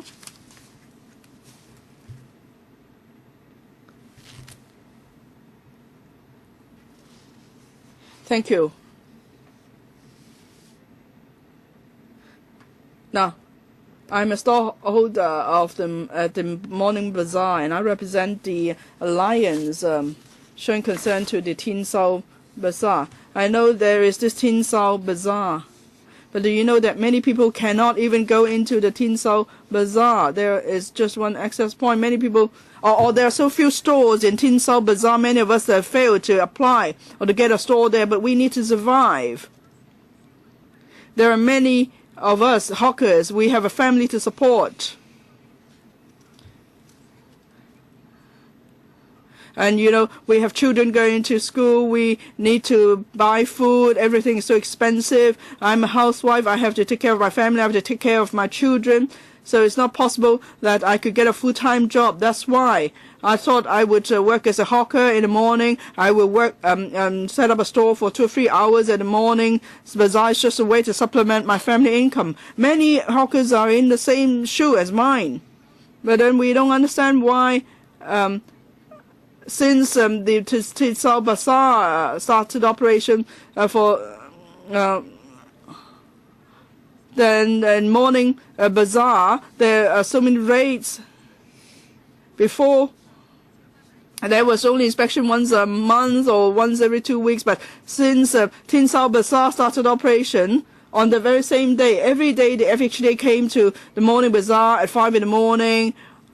They came to conduct raids and inspection. So hawkers at Morning Bazaar are not able to run their business there. Can I ask all these directors here, is it because Tin Sao Bazaar is now in operation, so you try to target Morning Bazaar? Perhaps Tin Sao Bazaar is a pet project of Kerry Jane, that's why you will have to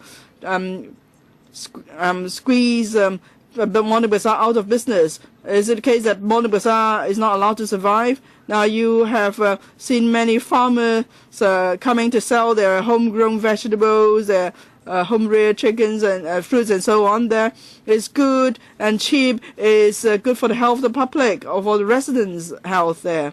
And hawkers also selling good and cheap clothing and other items there is for the benefit of residents.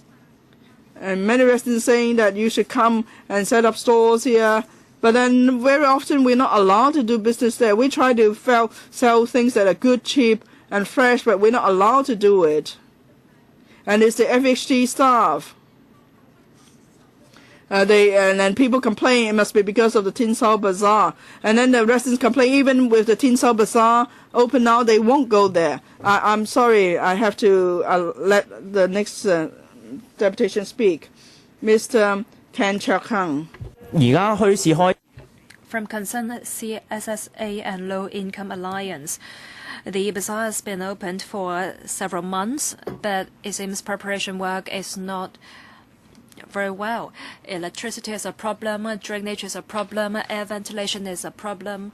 The rolled up shutters and the canopy, they are also damaged.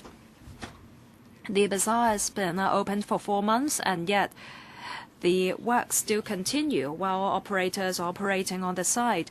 I don't think it's the business not good because the operators are not doing a good job. It's just because we don't have sufficient hardware to help the operators. I think there should be bazaar policy.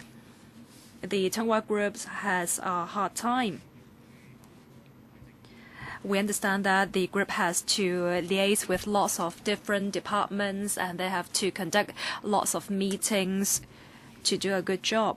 So is it possible to start some working group, a working group, to deal with the bazaar alone?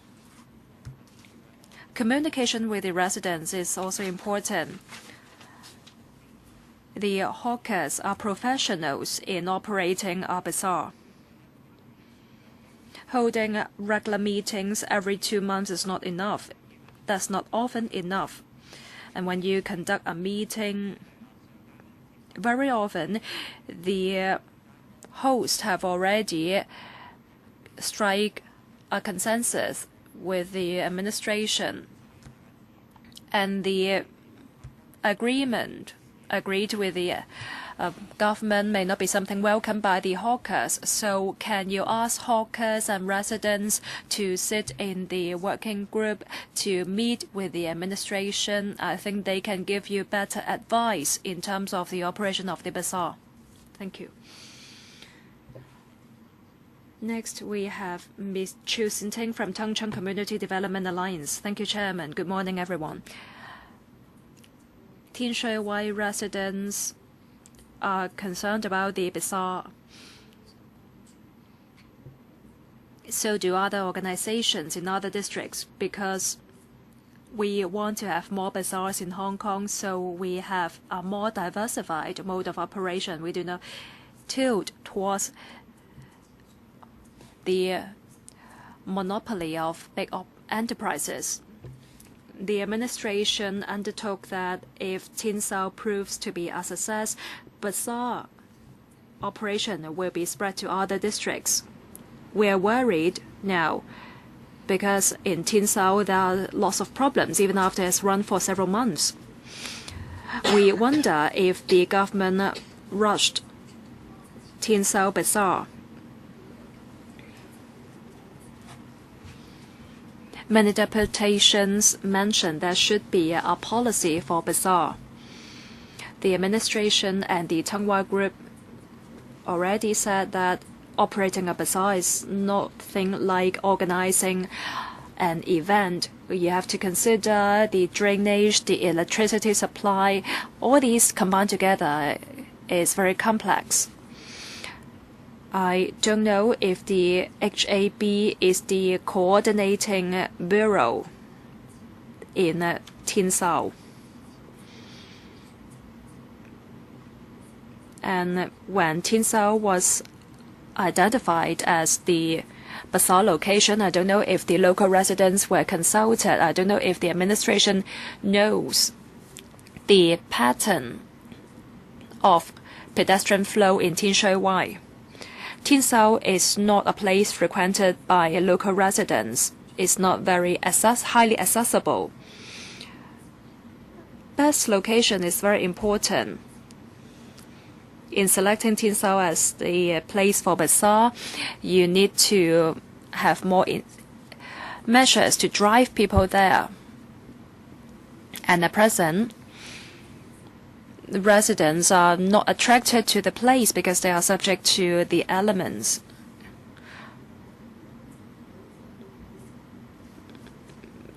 So if the administration wants to set up bazaar in other districts, there should be a bazaar policy. So the operation of bazaars will be smooth. You will not repeat the same case in other bazaars. Next, Ms. Wang Man-chi from Tin Shui Wai Inflation Rate Monitor. Good morning. We have been monitoring the situation in Tin Shui Wai bazaars. Low-income families are living in Tin Shui Wai. They do not have high income, however, the shopping malls are monopolized by developers. And residents have to go to markets operated by the link, and they have to pay high prices when they do grocery. And they can't afford the prices there. Prices in bazaar, the goods offered at bazaar, they cater more to the needs of local residents. We conducted a survey. In Tin Shui Wai, we surveyed the hawkers in morning bazaars and local residents. It was discovered that the hawkers in morning bazaars actually applied to operate in Tin Sao, but their applications were not taken up. That's why they can only operate in the morning bazaars.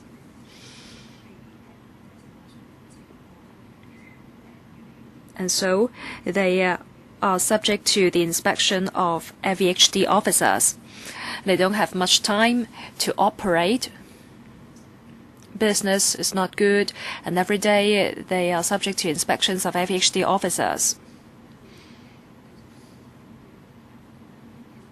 Our survey also showed that residents in Tin Shui Wai South usually frequent morning bazaars, and residents living in northern Tin Shui Wai go to Tin Sao Bazaar.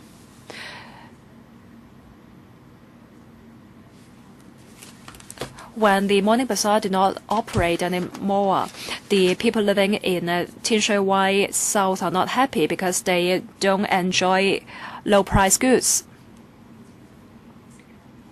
So there is a need for more bazaars. 30, 40 hawkers are operating in the morning bazaars. This is the only hawkers in morning bazaars. We urge the administration to set up more bazaars so the market will not be monopolized by enterprises. At present, residents do not have any choice but to pay high price for grocery. Next, Mr. Kong Kin-shing from How to Manage Tin Shui Wai Market Concern Group. Thank you for giving me this opportunity to come here to express my views. There are 150 stores in the bazaar, and over 100 store operators are sitting in the public gallery. At 1/10 are sitting in the public gallery. We understand that the TWGH has been working very hard to make the operation of Tin Sao smooth, whereas the HAB and the administration are not playing a strong role. Just now, we understand that the Yuen Long Youth Festival will be held in Tin Sao. But my question is, has the administration cooperated with Hon Won Group, or has it only passed the buck to Hon Won Group? Earlier on, Hon Won Group started works on drainage in Tin Sao, because before that there were floodings in Tin Sao. After long discussion with the LCSD, Hon Won Group came up with a package for the drainage work. We were given to understand that rent would be waived.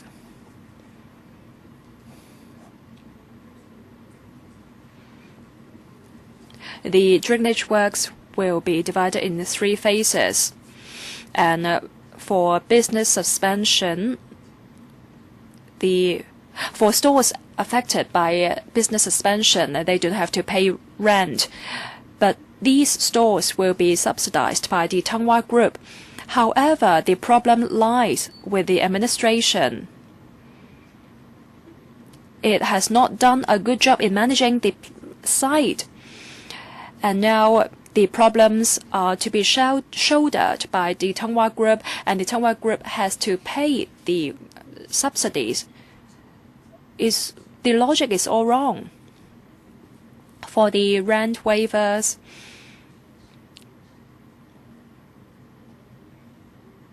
it should be a kind of compensation to the operators because the administration has not done a good job in managing the site. The problem lies with the administration, and the administration is not working closely with is not cooperating with the Hon Won Group in operating the site. So can I ask the secretary, the administration, to explain what it has done? Next, Ms. Ng from Sham Shui Po Midnight Market and Dawn Market Concern Group. Good morning. I'm from the Night Market and Dawn Market Concern Group.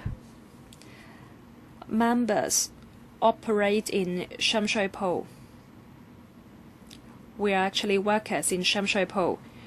In recent years, we hold regular meetings.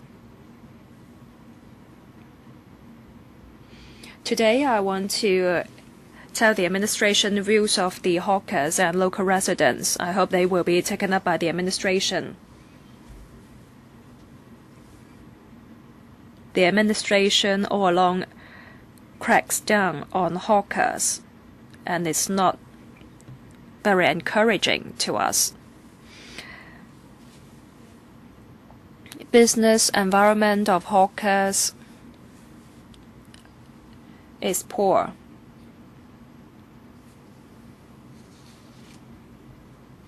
And the administration has not improved its policy on hawkers. As a result, hawkers do not receive the protection we should get. We have the following views and suggestions to the administration. First of all, we urge the administration to allocate site for hawkers to operate so that we can have a bazaar and set up our stores, operate there. And this matter should be left to the community organizations. Hawkers know best which areas, which site is most popular with local residents. Tin Sao is not the best place for bazaar. It's only a bazaar championed by the government. However, in terms of goods to be sold there, and in terms of operation, there are lots of restrictions.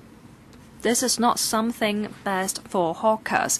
We don't want so many restrictions in a bazaar.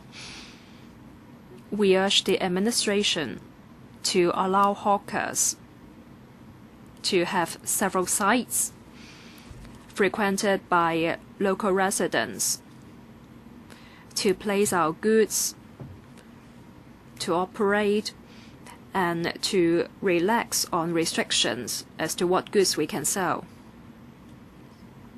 There should be small sites in every district for hawkers to operate. There should be mobility for us. There should be flexibility for us. All right, thank you, Ms. Ng. Time's up for you. Next, Mr. Lee Tai-shing from Support Grassroots Market Alliance. Now, we are groups in the New Territories and in the Urban District support Grassroots Market Alliance. Let me tell you why we believe bazaars are important. You know, it's like the residents living in subdivided flats and other places. They may run the stores at dawn markets and mini markets so as to supplement the family income. Maybe they don't sell the newest and the latest products. Maybe they sell something cheaper or even second hand. But that is good because then everybody gets what they need out of such markets, and these markets help many families. And in the remote places, you know very well, in some remote places there is some monopoly. That's why prices are even higher than in the urban areas. That's why it's important we have bazaars so that people are able to buy something cheaper. On the 14th of November 2007, this council passed a motion about the importance of bazaar. I won't read it out, but it's been 6 years. But apart from Tin Shui Wai, there is no other bazaar. There's been no progress at all. I find it really strange because members passed a motion here, but the government could just ignore it. I really don't know what's going on. So we have several requests. First, the administration should come up with a territory-wide bazaar policy to promote the development of bazaars. The relevant panels and the subcommittee on poverty of this council should hold a public hearing so that the public are given a chance to participate in the formulation of a bazaar policy. But bazaar should be first and foremost look after the basic living needs of people and to help the poor. And it has to be one means in helping the poor. And then the LCSD and other sides of the government ought to be opened up, and there could be simplified procedure so that welfare groups and other charitable organizations should ask to use the sites for short-term bazaars. And then the government should also identify several sites for setting up bazaars. Now, bazaar should be in every district. We shouldn't just have a single bazaar, as Madam Ng pointed out just now. In every district, we should have a bazaar. We shouldn't have something big like Tin Sao Bazaar. It could be something smaller, or even several bazaars in the same district, catering to different customers and store holders. So we should have more bazaars, but we shouldn't repeat what's done at Tin Sao. There should be a bazaar with the participation of the public. Maybe the secretary or the government say, well, there's no land for bazaars. Again, how come you have so much sites for golf club and so on? Next, please. Next. From the Hong Kong Polytechnic University, Mr. Sunny Mac. Yes, I'm from the School of Design, Hong Kong Polytechnic University. Can I refer you to this pink document? Now, we have done study in the past few months. Many people don't even know about Tin Sao Bazaar, or if they know about it, they don't know how to get there. Even for residents from Tin Shui Wai South, they do not know how to get to Tin Sao Bazaar. We want more people to know about Tin Sao Bazaar. We want to bring people to Tin Sao Bazaar. So we have designed a set of directional signs. First, the directional signs. We have designed various banners and road signs so people know how to get to Tin Sao Bazaar but easier. We've asked local residents to perform users test for us to see whether the existing directional signs could lead them to Tin Sao Bazaar. We find that for local residents, they could not get to the Tin Sao Bazaar based on the existing directional signs from the Tin Sao station nearby or from other spots nearby. They can't get to the Tin Sao Bazaar. So apart from directional signs and bazaars, perhaps there should be major landmark like a balloon or a huge canopy so people can see the bazaar from afar, because right now the stores are not very tall and there's a fence and it's actually shielded by a park. From outside you cannot see the bazaar at all. You don't see any banners, and then people get lost and they just give up going to Tin Sao Bazaar. And what is the whole purpose of setting up a bazaar? Tin Sao Bazaar or any bazaar is to promote local economy. Tin Sao Bazaar is not a supermarket, it's not a shopping mall.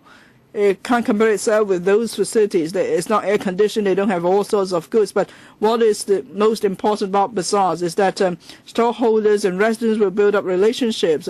We don't see that anymore. So in our publicity program, there are two parts.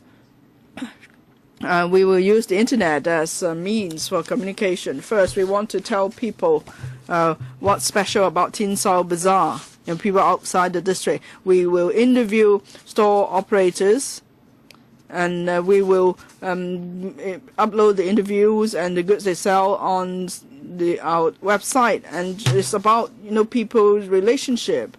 And then Tin Sao Bazaar is not able to attract other people to come here for visits, for instance. So can we link it up with other attractions in the area? For example, the wetland park, the Lao Fao Shan, the heritage trail, and so on. Can we link up all these attractions with the Tin Sao Bazaar so more people will be able to come to Tin Sao Bazaar? It will help the bazaar. Thank you. Mr. Tam, who came in late, 3 minutes, please.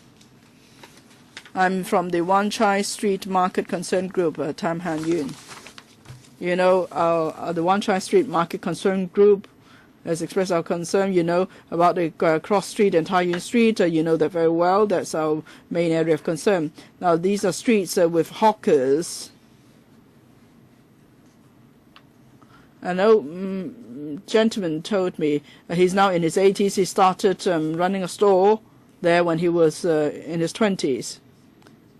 So for this small market, no one knows exactly how long it's been around. But at that time, the government practiced a positive non-interventionist policy at a time, many years back, that is. In terms of social science, philosophy, and so on, there is this the theory, self-mobilization is this sort of theory. The reason why the Wan Chai market succeeded is because of that, self-organization. So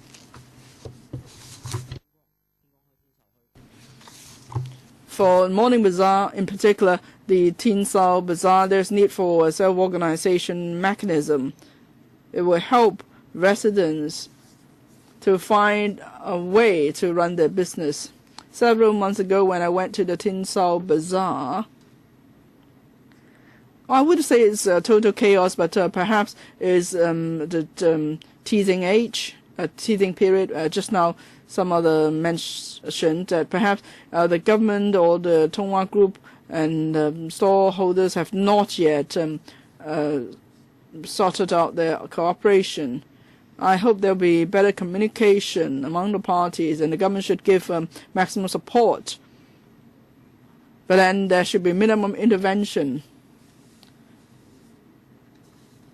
because then it will not be easy for the hawkers to survive.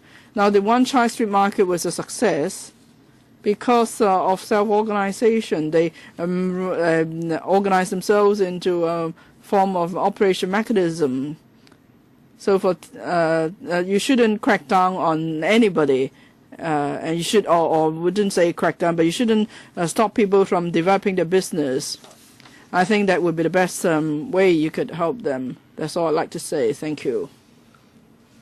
So all interpretations spoken. Can I propose this? Before members ask questions, we will invite the administration to give a brief response to the deputations. Director, please. Thank you, Mr. Chairman.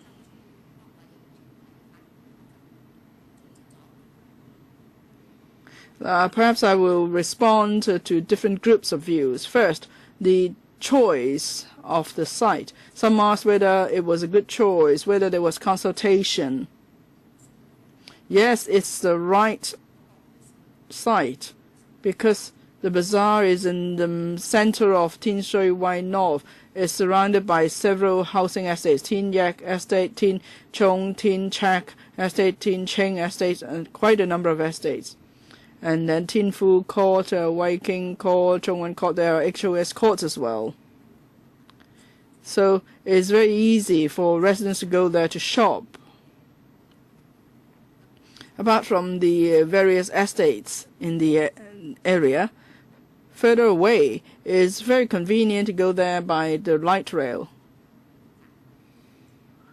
The Tin Shao Bazaar is only a few minutes walk from the light rail station, and there are several lines of the light rail that take people from Timun, Yunlong, and so on. So it's the same station that could bring in residents from several different districts.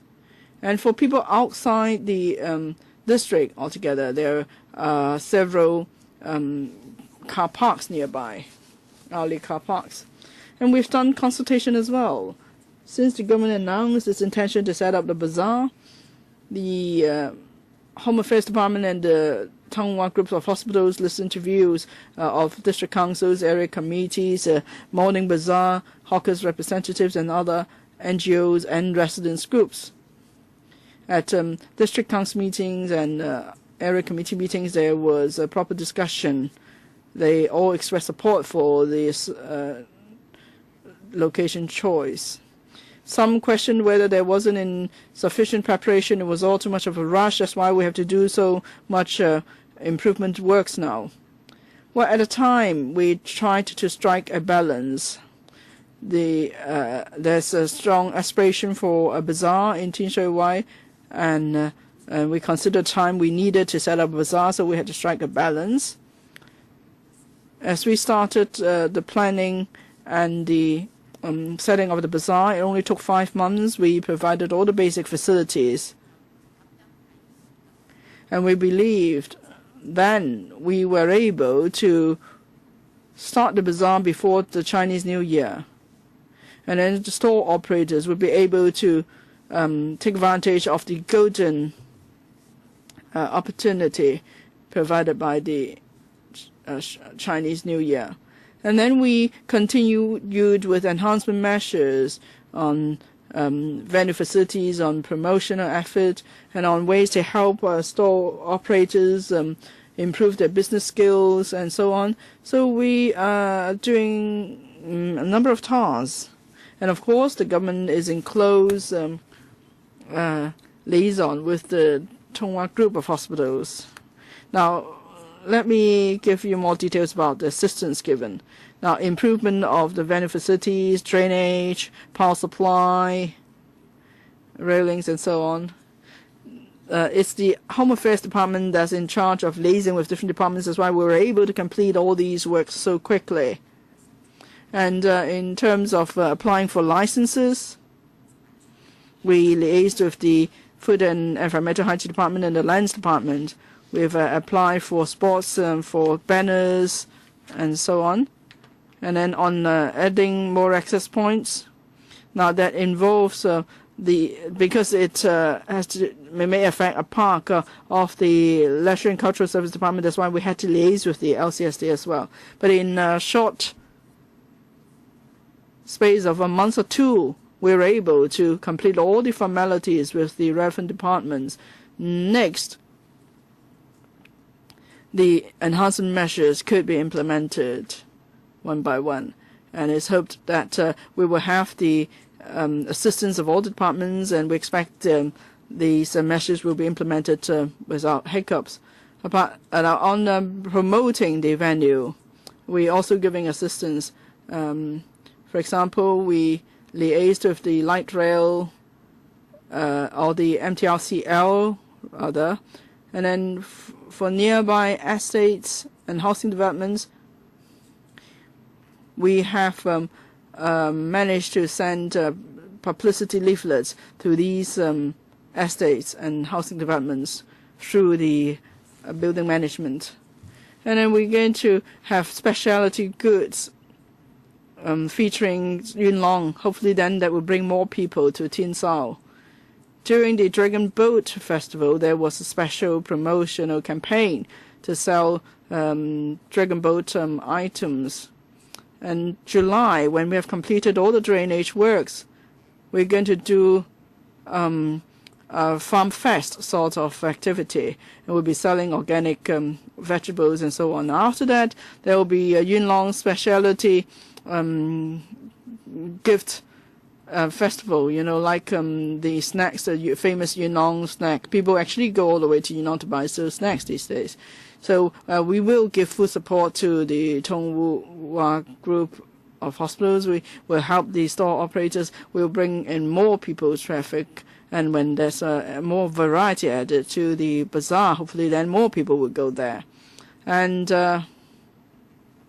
just now, a group mentioned that the morning bazaar has disappeared now. And residents no longer have a place to buy cheap goods. They would like to see the morning bazaar stay. But then the morning bazaar has led to a lot of complaints. People complain about noise, environmental nuisance, and hygiene nuisance. There's a concern about food safety. That is why the administration decided to set up the Tin Sao Bazaar so we could allow store operators at the morning bazaar to move to the Tin Sao Bazaar. It's a means to resolve all these problems. And then for goods sold at the Tin Sao Bazaar, they're cheap too. We've done a survey in June of 10 items. The prices for 4 items are the cheapest in the bazaar for the whole Tin Shui Wai. So prices are very reasonable. 另外咧就係剛才咧就 improvement. For example, adding access points and whether meat can be sold. Via coordinating with other departments, we can bring about these and implement the aspirations. We are also liaising with the CLP concerning power supply. The power supply has been enhanced, and many stores have seen an enhancement of electricity supply from 2A to 6A, and some even enjoy a power supply of 13 to 15A. More and more stores will have enhanced power supply. With that, they can make use of various kinds of electrical appliances and in turn sell different kinds of goods. Deputations asked about the cost of works. Now the TWGH pay the cost. Is it the case that the government shirk our responsibility? The roles of the administration and the Tongwa Group are very clear. The Tongwa Group is the operator, so any cost falls under the scope of operation is up to the Tongwa Group to shoulder. It was made very clear at the beginning. The administration provides assistance to Tongwa Group in liaising with other departments. This is our role, and we're effective in playing this role. I open the floor for members. We only have 5 minutes left, so I propose to extend the meeting by 15 minutes. I understand from the clerk that there is no meeting following hours in this room. So subject to members' agreement, we extend the meeting by 15 minutes to 11:45. Mr. Tian, I think we have to extend the meeting by 30 minutes. I don't know how many wants to speak. I am asking for a second round. Extension of 30 minutes. Any objection? If not, we extend the meeting by 30 minutes. All right. Is it okay by the government official? I have to leave at 11:45. No, but other members can stay, right?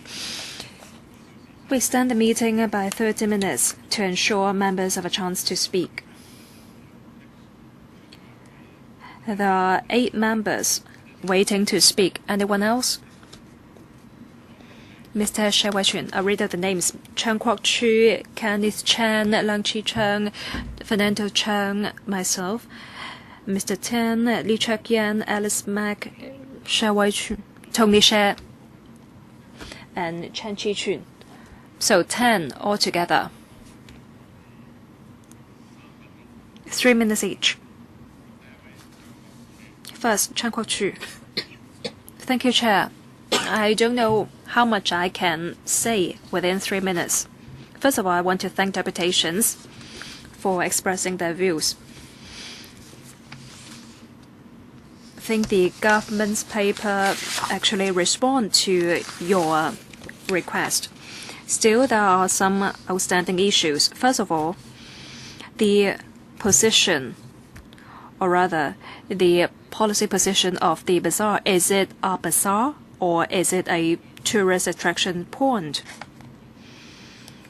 Maybe from Monday to Friday, it should be a bazaar to offer goods at a cheaper price than a link rate market. For weekends, it can be a tourist spot. But I think you can accommodate tourists from Monday to Friday, because the mainland tourists will also come here.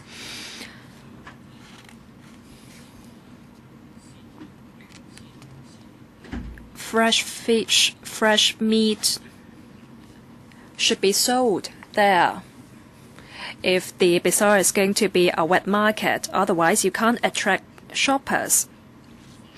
So the administration should urge, or rather the HAB should urge LVHD to streamline applications for relevant licenses. Otherwise, fresh meat can't be sold there. 50% of the hawkers are from grassroots.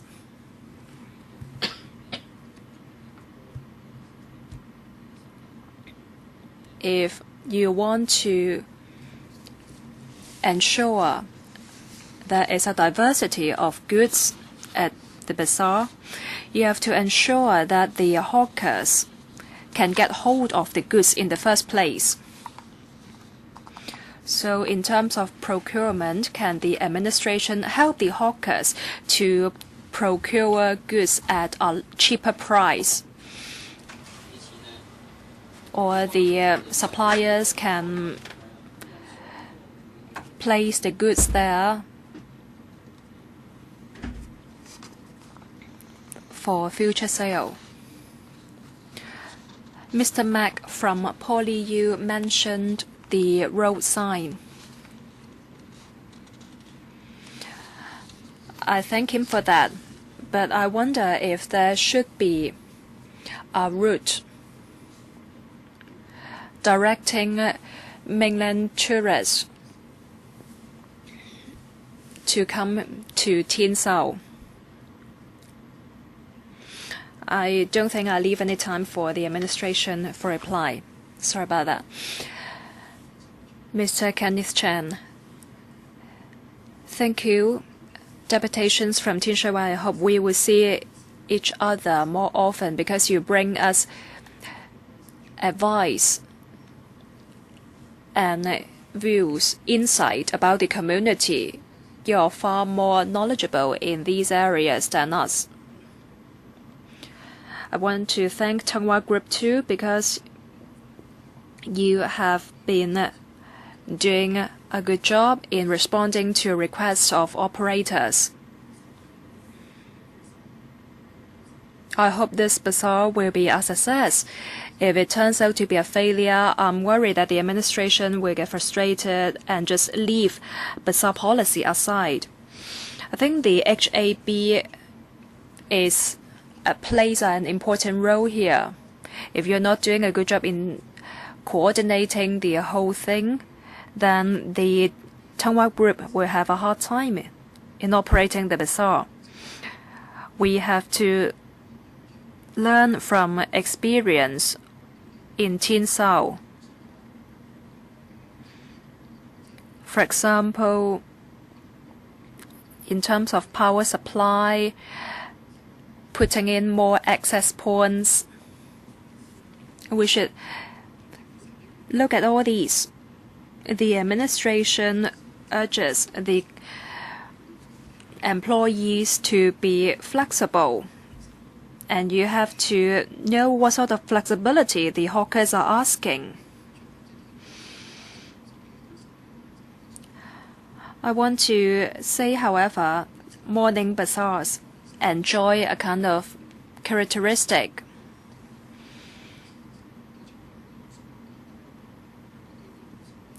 People may complain about the noise nuisance, the environmental hygiene there. Is it because of all these complaints alone then the administration will drive out the morning bazaar in Tin Shui Wai, in Wan Chai? So my question for the administration is, do you have a timetable for a bazaar policy? Do you have that? Thank you. Administration, any reply from you? Mrs. Chan. For setting up of bazaar, the administration adopt an open mind. We see whether there is such a need in the district and whether there is the appropriate site for that. Community consensus is also important. There is a consensus that people need a bazaar in Tin Sao.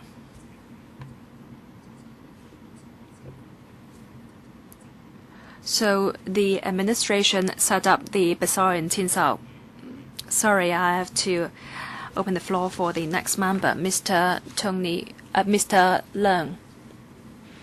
I want to thank the deputations. I'm concerned about bazaar policy.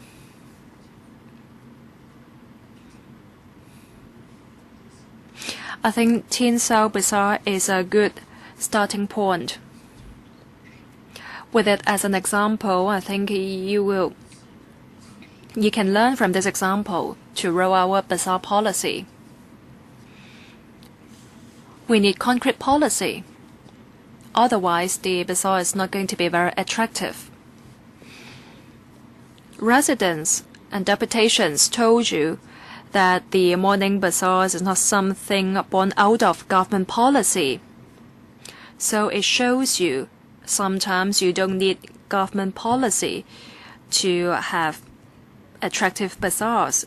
It's just a question of whether the administration will allocate site for bazaars.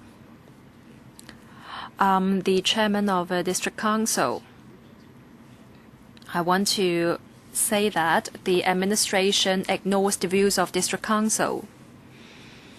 As a deputation said, usually the district councillor learns about news of bazaars at a late stage.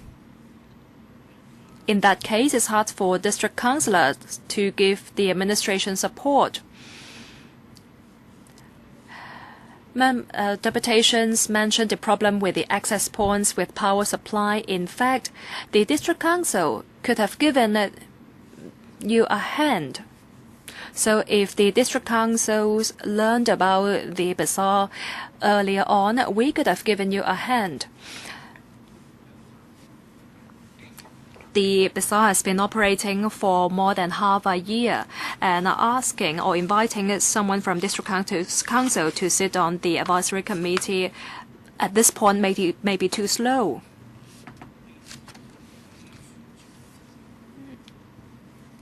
The district council is happy to spare some resources to promote Tin Sao as a tourist spot. I think People generally have this impression that Tin Sao is a failure. It boils down to the image or the position setting of Tin Sao.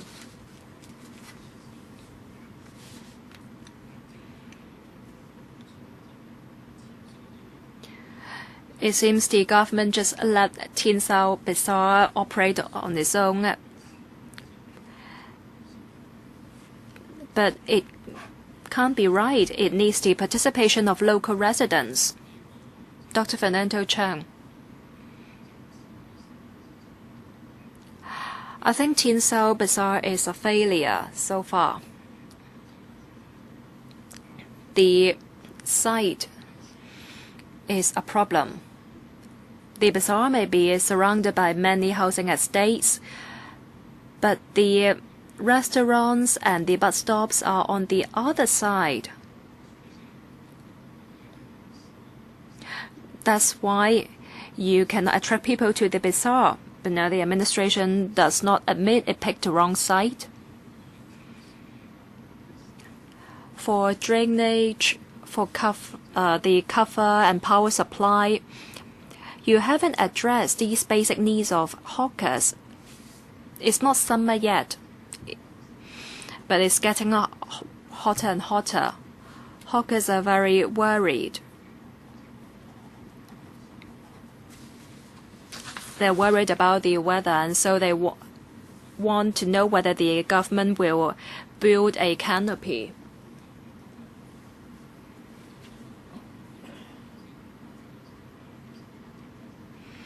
The Tongwa group is just a middleman. They're having a difficult task, and it has to shell out money from its own pocket. We shouldn't give it any further pressure. Are there any operator representatives on the committee?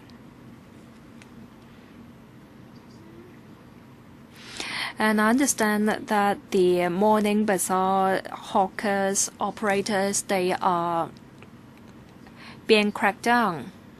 In Wan Chai, they are better off, but not so in Tin Shui Wai. At present, there is no bazaar policy. It seems the government does not have any long-term policy in this regard in new town like Tongchong. Any replies? Mr. Yu from Tongwa. My reply to Dr. Chung's questions.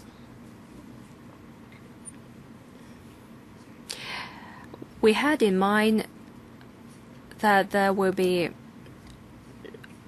operator representatives sitting on the committee. But if we invited them at the very beginning, it's hard to ensure that these representatives are elected in a fair manner. In the future, we will invite government representatives and the operator representatives to sit on the committee. Will you build the canopy? Let me take the question. A bazaar is a bazaar. It's different from FVHD markets. So there will not be any canopy. Mr. Tan. Thank you for giving me the time slot, since I have to leave at 11-ish. Many of us talk about the hardware, which is important for air conditioning, air ventilation. The government in the beginning was too slow, but now I think they are waking up to the problems. However, for a bazaar to succeed, it boils down to the software. You have to look at the tenant mix. You can't just rely on dry goods. For the bazaar to succeed, you need food in the bazaar too in order to attract people, because people eat all the time.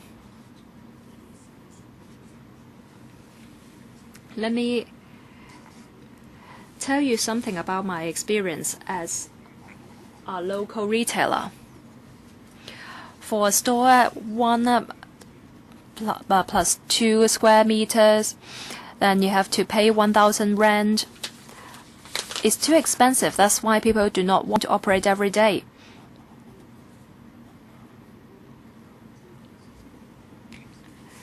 $1,000 as rent, and you have to consider the price of the goods, the procurement.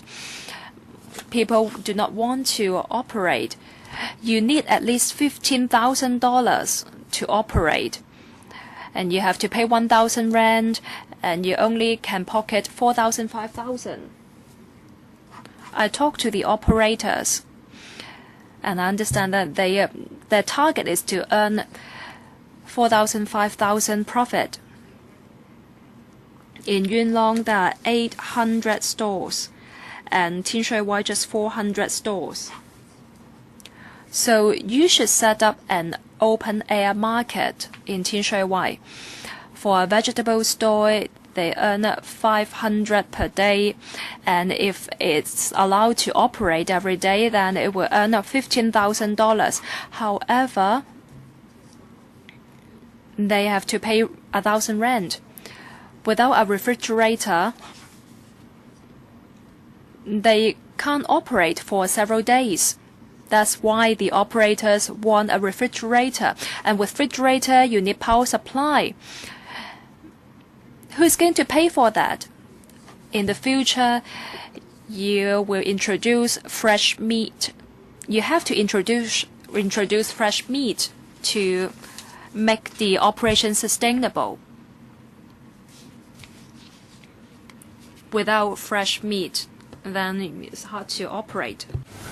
Secretary, since you have to leave, I'll let you respond first. Yes, I'd just like to make a few points clear, Mr. Chairman. Thank you. First point, the setting of the Tin Sao Bazaar is not to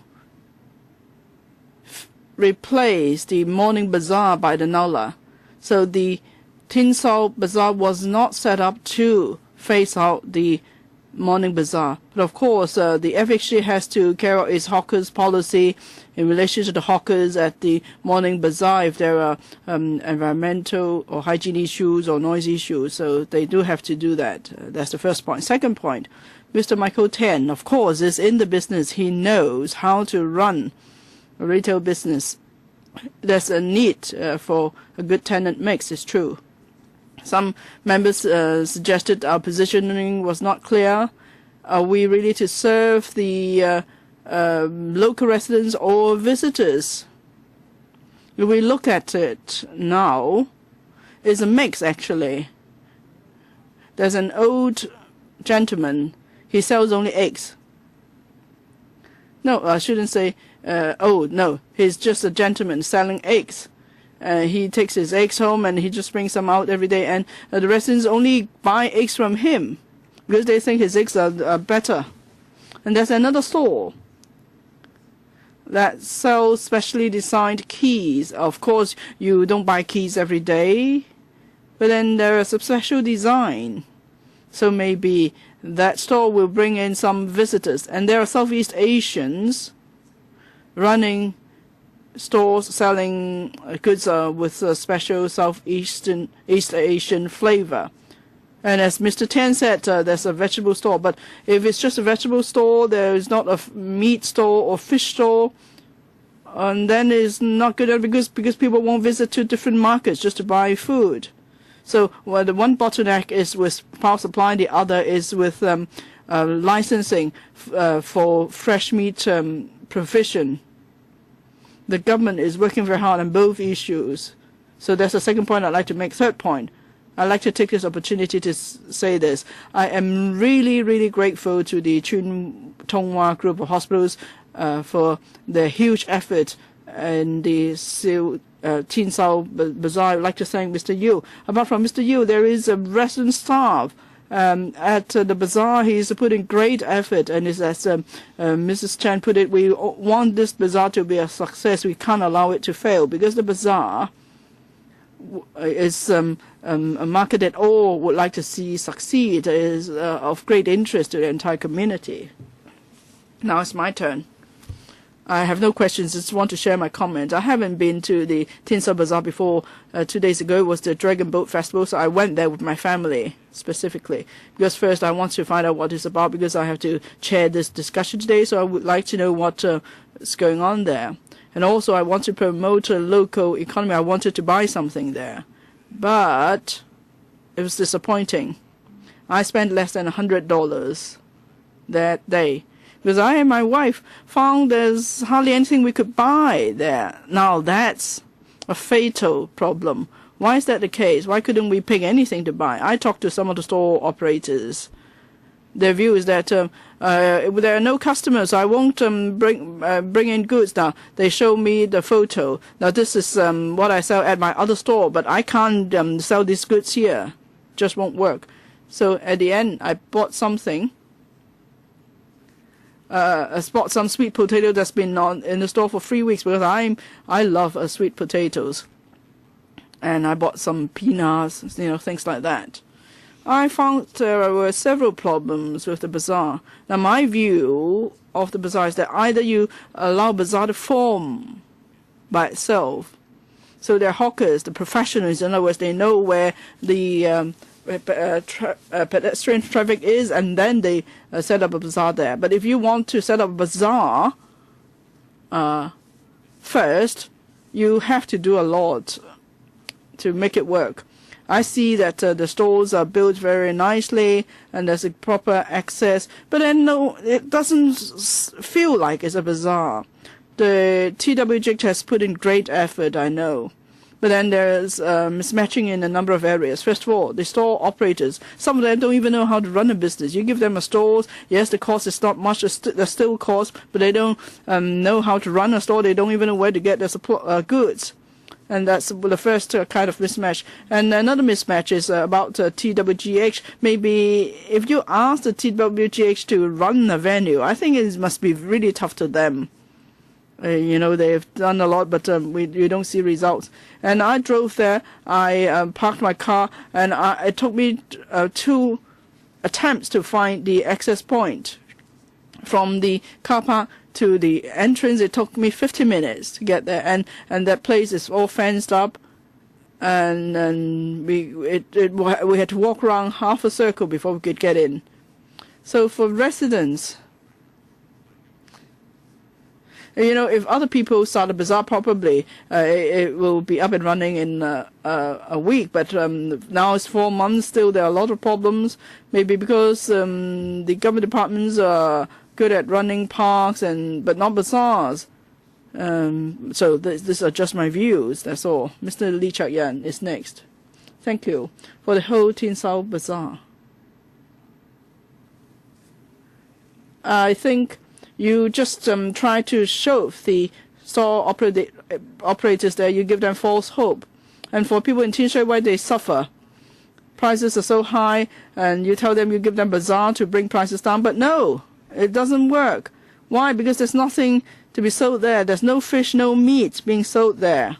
And the bazaar is not working. And you see they do a lot of works, a lot of enhancement measures they're doing there. That only goes to show that they weren't ready when they started, and there's still something outstanding. What about the canopy? Can you have some sort of, like what the circus does, some sort of marquee?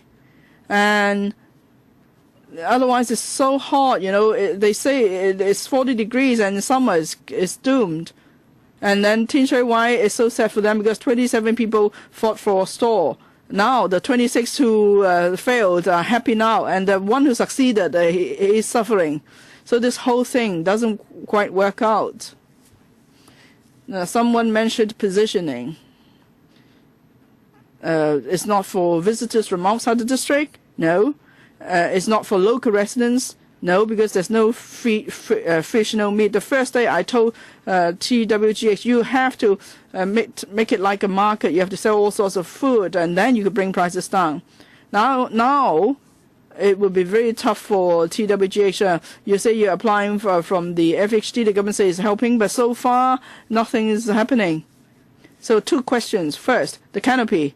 Are you going to provide it? 2, when are you going to allow fish and meat to be sold? Because it only says meat here. Can I clarify if fish could also be sold? You need to make it like a market at the end. Would you just put a market there, give it air conditioning so store operators could just run a store in a proper food market?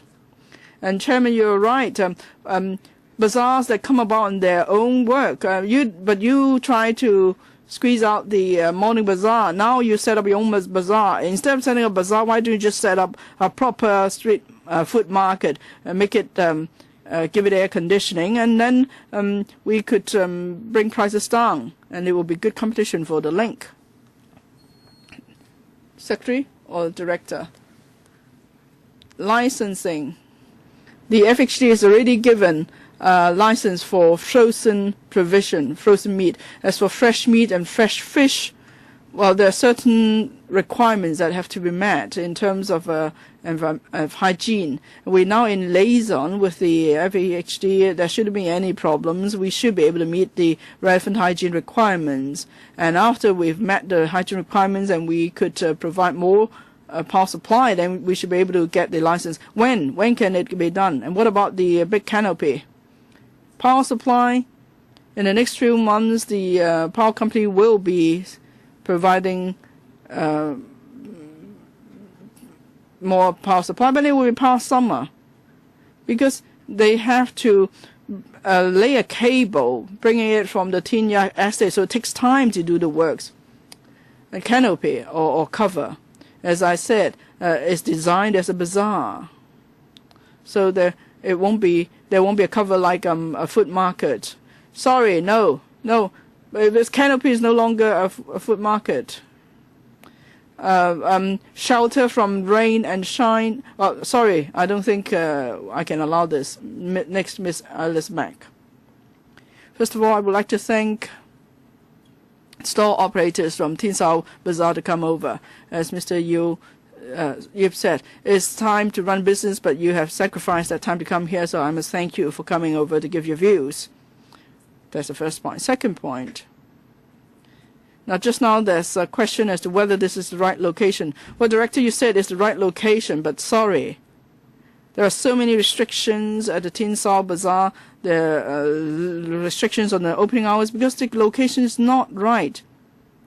When you first pick the site, local residents there know this. At the time, Tin Yak Estate residents expressed concern. What the opening hours might be. Would there be a noise problem? That's why there are now problems with the operation of Tin Sao Bazaar. So there are some existing deficiencies. Now, if you plan to start another bazaar somewhere, please make very sure that you consult local district councillors or residents before you decide on a site, because these are existing deficiencies. No matter what you try to do afterwards, it's pointless. We've had so many residents meetings. Some people welcome a bazaar, but some residents are concerned there may be a noise problem, so you try to meet all the demands halfway, and so now it's neither here nor there. And laying electric cables, you say it takes several months and you don't allow a cover and so on. So it's a lack of flexibility. If we run a business, we have to be flexible. I'm not as good. I'm not like Michael Tan. He runs a huge business, but I have family members who run shops. You can't wait several months. It would be too late. And the cover. Please take pity on the store operators. Imagine July is around the corner, over 30 degrees, and there's the strong sun. There's no shelter, no shading at all. I mean, there won't be people coming there. Even the store operators, they may suffer heat stroke Would you want to wait till you see that? It's not a case that with a bazaar there cannot be some sort of a cover or shelter. You could put a shelter that fits in with a bazaar. Is there any principle or any legislation that says that for a bazaar there cannot be a canopy, there cannot be a cover or anything? It just depends on the characteristic of the bazaar, like Clarke Quay in Singapore. You know, when there's rain or when there's shine, they put up a nice shelter. It's also just a bazaar. So why can't it be more flexible?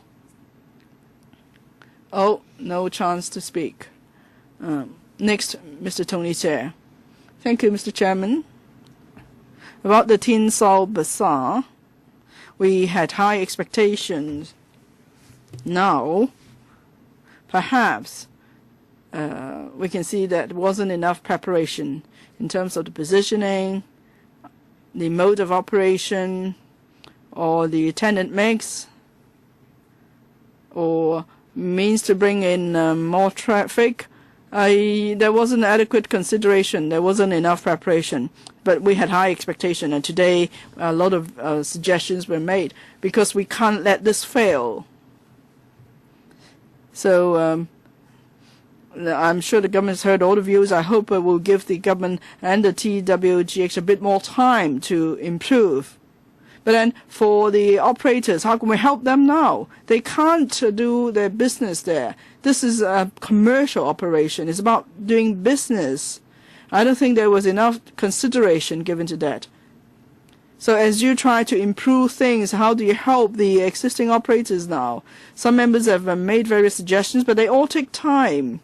You have to consider safety, for instance. Summer. You know, in Hong Kong, you want to run a bazaar. It's not the same as running it elsewhere because of the weather. It's not that we can't have bazaars, but we need time to make improvement. Now, I want to talk about the software. I don't know if it's the government of the TWGH. Now, even for lease, if it's too standardized, it may be a problem because there may be different target customer groups, so the operating hours may be different. Now, if you have positioned it as a food market, you wouldn't have started a bazaar, so the bazaar is different from a food market. You have to allow flexibility, that's why I said. And you need to bring in professionals. At the same time, you want to help people who don't know how to run a business, like what you witnessed, Mr. Chairman. People, some of them may not have enough experience running a business. So you have to help them. Now, we've put in so much effort here. Let's not be too negative about it. Give it time. And the advisory committee on the management of the Tin Shui Bazaar. Now, if you do not communicate with the operators and so on, you can't make it work. Even for a private shopping mall, it takes a lot of effort to make a mall succeed. So let's learn from the experience. Let's learn our lessons. And I hope that with more constructive views coming forward, the government, TWGH, and operators could all improve things, and hopefully that operators could do proper business there. And then when they have business, of course, they are able to afford the rent. So please give it a bit more time. Thank you. Next, Mr. Chen Chi-chun. Thank you, Mr. Chairman. I would like to thank all friends who concerned about Tin Sao Bazaar for coming here to give their views, in particular the store operators. At first, we thought you were the lucky ones. So today, you are here as like victims. I don't want to say anything more negative because the more we talk about it, you know, people who are following this meeting wouldn't want to visit the Tin Sao Bazaar. Anyway, for the minor touch-ups, you know, drainage and whatever, providing more access and so on, I'm sure the government and the TWGH will do that as soon as possible, because no one wants us to fail. So that's why it's good that you give your views today. But what I'd like to know is this. Today, some groups have mentioned this point. We don't know what exactly the role of the government is. A lot of things the TWGH want to do, but the government couldn't help them. Some creative ideas like the Polytechnic University suggestion. How do we approach it? Which department is responsible? What does the government think of it? What about boosting publicity? Now, with publicity, you need to have a selling point. If you couldn't identify a selling point, doesn't matter how much you spend on promotion, it doesn't work. And what about the support facilities? Are they ready? If you publicize and you haven't finished the enhancement works, people won't come again even if they drawn there once. So everything has to tie in properly. It's not just about putting in money and to do publicity. Everything has to tie in. Now, the administration has had so much, so what can you do? Now, coming back to policy. Of course, you must try to save Tin Sao Bazaar, but is there a plan B? Really? Plan B? Any plan B? We will spend our effort in improving at Tin Sao Bazaar. In the past 2 months, things were not good because of the weather. In May, there were 29 rainy days and there were 24 thunderstorm warning. Bringing down the temperature, shading. We have started measures on that. For example, large sun umbrellas have been purchased and they will be installed at the corners.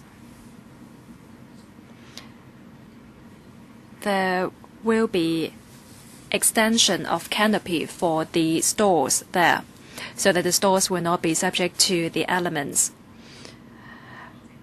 We will purchase large fans emitting mist so that the atmosphere, the situation will be better for the operators and the shoppers. Time's up for you, sorry. The last question, Mr. Tan Ka-pyu. I'm not a member of this panel, but Mr.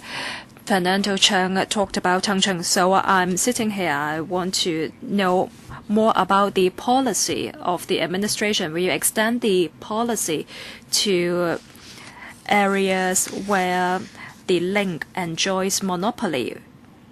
For example, we introduced such a bazaar in Changchun. In terms of policy, the government has an open mind. Every district has its characteristic. If there is a consensus for a bazaar in the district council and the administration will do what we can to help set up a bazaar. But we also have to consider whether there is area for that. We have to consider whether there are problems of noise nuisance, environmental hygiene, and whether we can identify an organization to take up the operation.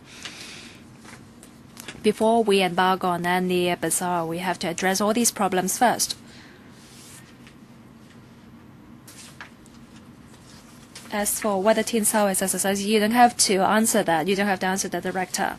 I just want to focus on Changchun. My apologies, Chairman. I'm a district councillor for the Islands District. For the 100 million signature project, I proposed setting up a hawker cooked food bazaar. All the district councillors agreed on that, but because of the limited resources, we only had $100 million. My suggestion was voted down. But my suggestion was supported by all district councillors in islands. So can I propose for the site reserved for Lantau Hospital Phase 2, can the site be released for such a bazaar? Can you undertake to conduct a survey on that? We'll follow up on the matter with the district council. Who's going to take the lead? Of course, the district council will urge you to conduct a survey. Can you tell me what the administration proposes to do? Environmental hygiene, lands, transport, support, these have to be considered, and the relevant departments will give relevant advice to facilitate discussion at the district council. Can islands district councillors push for the proposal and for us to, and can we take direct participation? Your question is not directly related to Tien Sao, but I'm not going to let the administration to answer that. We have spent 1 hour and 45 minutes on this particular item. It's a lengthy discussion, and deputations have already put forward their views. The administration also gave its reply. I urge the administration, after listening to views of deputations and members, to give a written reply. This is a matter close to our hearts, and this may also have implication on future bizarre policy. I urge the administration to give us a reply after the meeting. My thanks to deputations. We'll end the discussion on this item. AOB. Any other business, members? If not, meeting adjourned. Thank you.